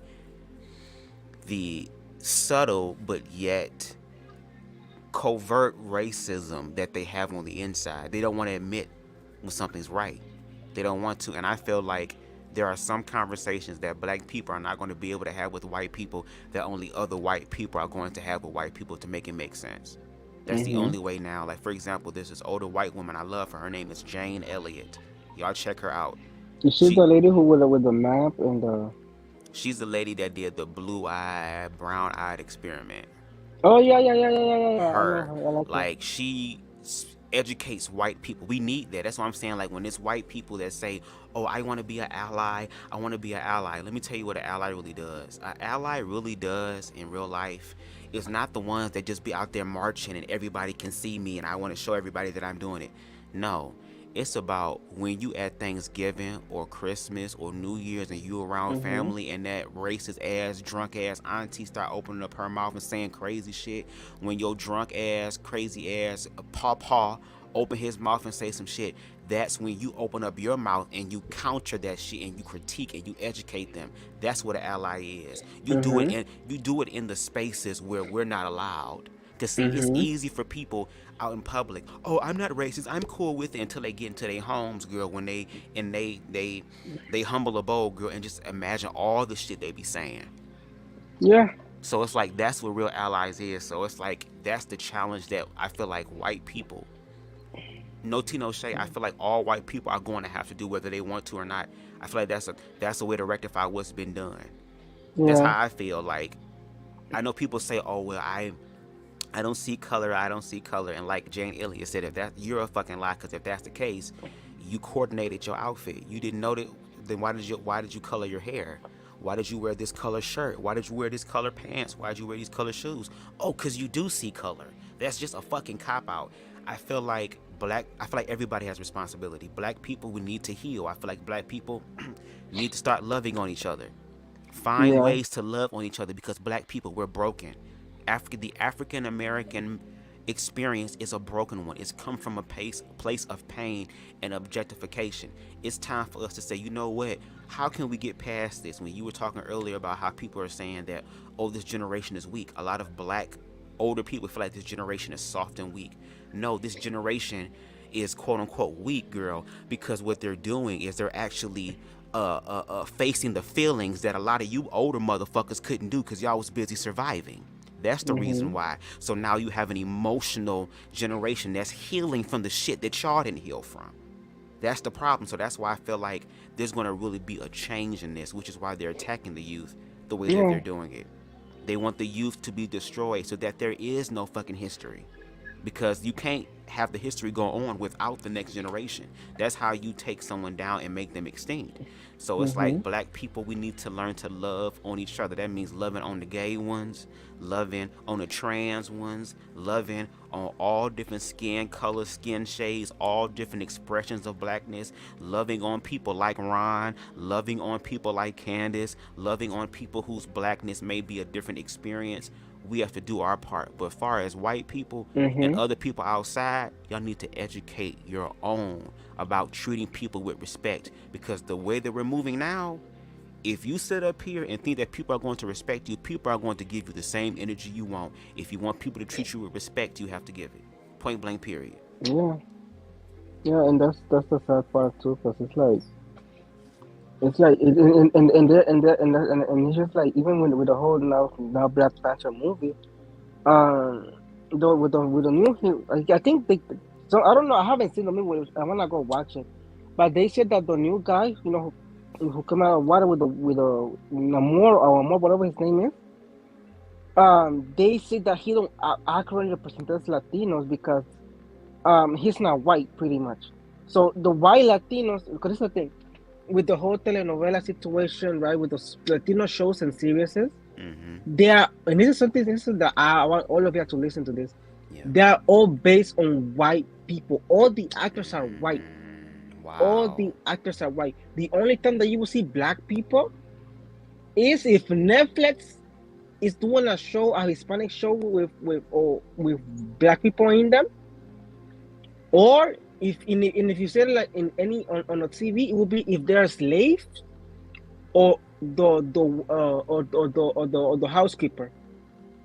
And not just with that, but even with Mexico, like I remember like thinking that Mexicans were all white with brown hair, red hair and whatever. When I come to the U.S., Mexicans, the housekeepers, the cleaners that they're portraying on TV, the poor people of Mexico, that's what Mexicans actually look like. But these people, because of the way on how they look, they can even be represented in their own country.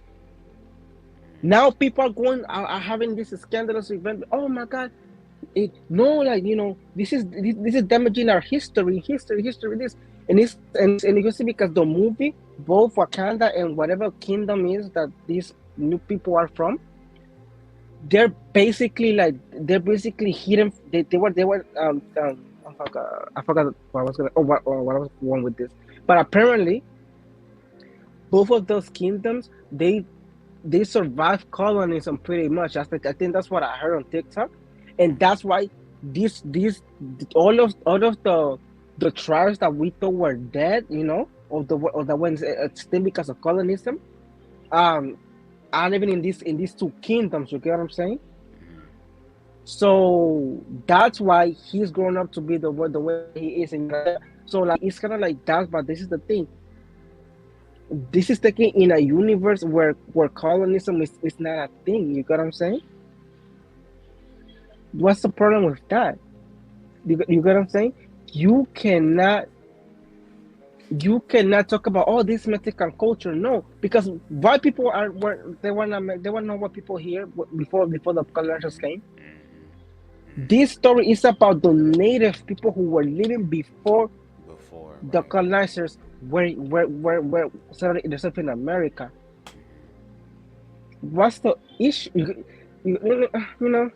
It's sad because it's like them, and especially if they decide to make a third movie, and this is something that I've been talking about, because there's one of the girls, she was wearing the outfit from my country, actually, the traditional outfit that a lot of women wear.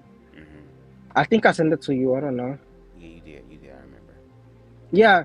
So both of these ladies, like they're there, and I don't see them getting that much hate in Guatemala. I haven't heard any of them getting hate because they're portraying how true Guatemalans look like. You know what I'm saying? If you add me to the equation, then that's another thing too. But this is the picture. I think I sent it to you of the two actresses in the movie. And they're both wearing clothing that people wear in Guatemala. You know what I'm saying? And the fact that I saw a black girl wearing this, I was like, bro, they're going somewhere with this. I felt happy about this. Oh wow, okay. Yeah, they were trying to find that. That's what I'm saying. Like, there are people in the world here that are using their privilege, shall I say, in a Mm-hmm. way to help bring awareness and culture to other people. And I feel like it's very, very important for people to see that, even though people are profiting off of that, but to actually see Mm-hmm. that, it gives people hope to actually manifest that, for people to say, you know what, I wasn't thinking about digging deeper into my heritage, into my culture, but now that I have seen this movie, now I'm interested in this. Like, ooh, what if we go out with grandma to the movies and grandma ends up smiling and say, oh, I used to wear that when I was younger. Like, again, there's so Mm-hmm. much history that is being put in these films, and at the end of the day, and I just want people to understand this, truth is going Sorry. to come out. You good? Truth is going to come out regardless. You can kill the dreamer, but you cannot kill the dream. That is the thing. Mm-hmm. Truth is coming out now. And the fact that we live in a social media era, we live in the internet age where everything, like you said, is instantaneous. Like, shit can go viral in a matter of minutes, possibly even seconds, because of how many people share and how many people are connected to their phone as an extension and all this other type of stuff. Like, we can learn from each other, and now we get to control the narrative from our perspective, not the narrative that the system has created for us. Exactly. So it's like now black people can be seen as more than just what society sees them as: thugs and dangerous people and And killers and murderers and mm-hmm. and gays as these Yep. sexual deviants who's lurking to just rape your kids in the Mm-hmm. goddamn bathroom, and just all I these know. other things. Like, and that's what I think scares a lot of people. Like, a lot of people are But afraid of what the true reality is, and yeah. it's gonna be something completely different than what they think. It's like, what's Yeah. wrong with Mm-hmm. actually seeing it and figuring out for yourself? That's why I said fear is a powerful thing, and we have to learn how to transcend that fear. If we don't, we will destroy ourselves. This is some real shit. Like, this That's is why, like, not even for me, no like, I play stopped play. watching. I stopped watching my D. After I saw the last movie that they on Netflix, I was like, this is ridiculous, because a lot of these, like, not a lot of them, but a lot of these, like, Tyler Perry movies, they just portray black trauma. They don't even go based on, like, and I understand that, I know it's supposed to be relatable to people, but, like, not everybody wants to see that portrayed on the screen. You get what I'm saying? Even with Pose, like, I like the first season of Pose, because all everything else was not for me. Like, it's based. I think those are type of TV shows that, like, or movies that are not meant for us. You get what I'm saying? Yeah, it's meant to They are meant educate for all people. other people. Other Yes, people and that's understand, my yeah. fear when it comes to this, like, Madea movie something, because it's like, you're telling me, man, you think of, even me, I have fun watching them growing up, and when I moved here, growing up and watching those. But then as I got older, and I'm looking at it, it was giving me a vision. Is this how black families are? Wow. Somebody who's not educated, like, like how I was back then, I was not educated as much. I would think that this is what's going on. You get what I'm saying? That this is normal, and then, oh, we fight, and then we have to find the light skin prince that's gonna save the day, or because the dark skin male is an abuser and womanizer, and then the dark skin girl is supposed to be the one who can control herself. You know what I'm saying? That's the portrait that he's put. Even though whether he's aware of it or not, he's doing that. He's doing that. I And can not see just that. black people are watching this. I can All see the that. people from many other cultures are watching these movies and these shows. I haven't seen none of his shows on BET because I don't have BET. And I don't. But that's the reality. But and I guess, play devil's advocate. Growing up in the black church here in America, a lot of times black people are taught to sweep things under the rug. Like, oh, we don't talk about that. Like, no, we become very quiet about it, and it's a lot of Mm-hmm. abuse that, like, because once again, I feel like when people are abused and they're not trying to heal from being abused, they could possibly turn around and become an abuser, whether they know it or not. So that's why you have, like, there's a lot of sexual abuse that happens in black families. There's a lot Yeah. of trauma-induced shit that happens in the black family. Like, a lot of traumatic shit happens to black people that we don't know about that's going on within their own families. Like, you literally have people growing up without parents. Not saying that single parents is a bad thing, because it'd be single parents out here motherfucking doing it and doing it and doing it the fuck well, better than two parents. But I'm just saying, it's not a lot of loving environments for their children, for some black experiences. So when you don't have that type of love there, it's going to be traumatic. So I think Tyler Perry's attempt was with religion. Oh, you got to be true and give it over to Jesus and he gonna fix it. No, Jesus gonna have to teach me how to do this shit. Okay, I'm just saying. Jesus And that's already something taught just like, you. I hate when people do be like, oh, if I got my husband cheated on me with my sister, my mama, and my cousin, and that's how God wanted it. No, girl, you just I hate when people like use God for like things like that, because maybe because I'm not an atheist, but like I don't believe that like God puts you puts do things for on purpose. You know what I'm saying? I feel like it's like a video game. You know, like those games where you have, like those story games where you have to pick and choose, like, and whatever you choose to do, it changes the course of the game. Yeah, free will. Like that's what I think it is. And people, oh, God wanted this. I mean, I don't think that's the case. You know what I'm saying? And I do understand what you said. What I mean by when it comes to cultural stuff. But at the same time, for me, it's kind of like, when can I see a family, or a gay couple, black gay couple, or anything that's black that's actually positive? Because we're feeling off of black people trauma, you know what I'm saying? And then these are going on TV, and then people are gonna create more stereotypes, and then all the people they even like, and then so people like to live their life like they see it on TV, like, you know what I'm saying?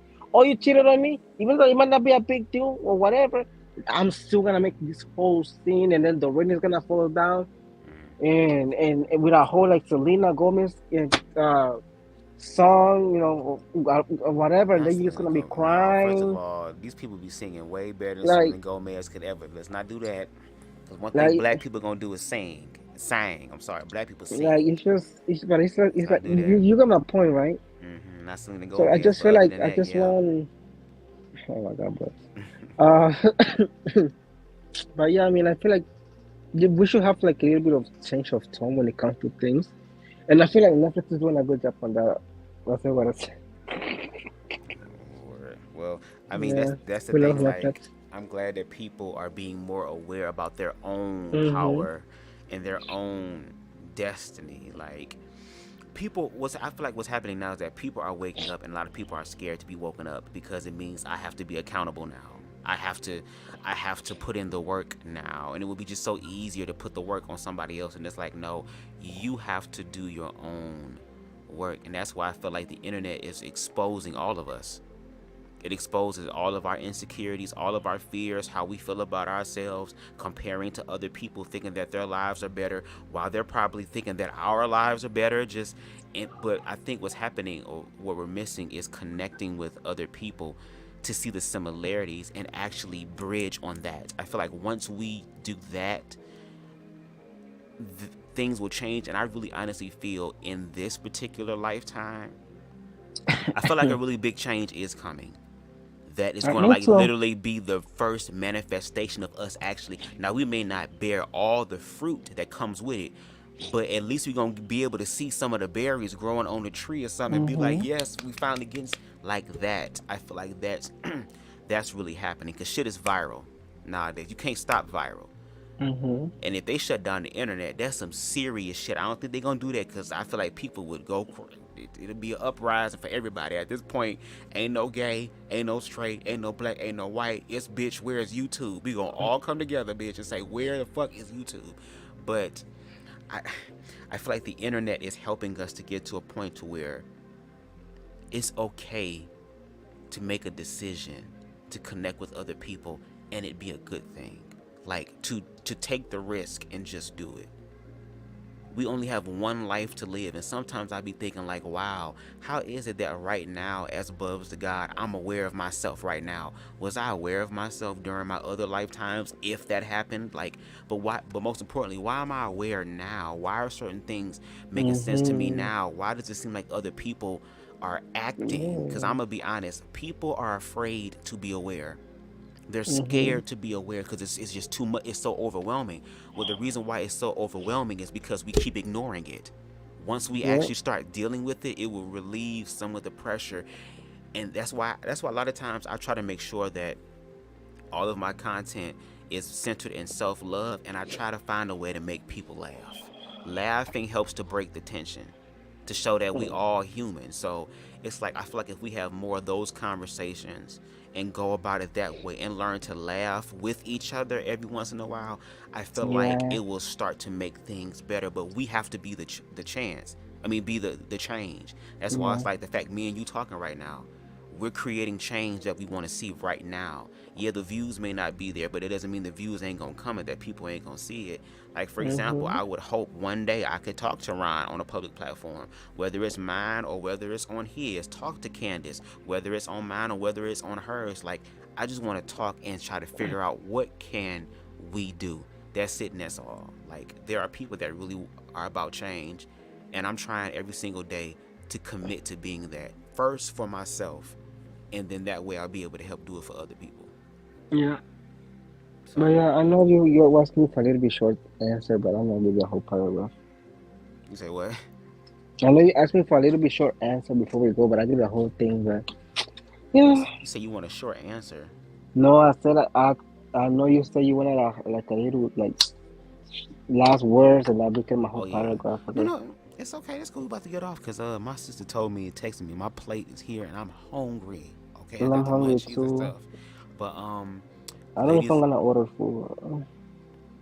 I'm sure There's you'll food find here in my something. house, but it's just like I don't like the meat. I don't like pork meat. Oh, okay. I'm like, you better go out there and get some of that I motherfucking free don't like food and it. shit. Influencers. But shout out to Spicy, shout out to Amber, shout out to Anubis, aka Rico, shout out to Ron Mims. Hopefully the other Ron will come through. Shout out to that was all the people that was here. Shout out to y'all. Shout out to the few that stayed. I appreciate y'all. Look, even though we small, look, that's how a movement started. You got to start somewhere. So I appreciate y'all being here. Aries, thank you so much for taking time out of your Thanks schedule to for come up here and have having me. conversation. I definitely want to have future conversations about this. I'm going to use my platform for real to create conversations that are more difficult. So like I said, hopefully Ron will hit the link one day. Hopefully Candace, hopefully Lance Scurv will hit the goddamn. I just want people to hit the link, and we can start having these conversations. So again, thank you, Aries, for coming through. Thank you for everybody who tuned in tonight. Thank you to those in the future in the replay gang. And I hope that y'all have the rest of a wonderful Sunday evening. And we gonna leave on the music, all right? Bye. Y'all have a good one. Bye.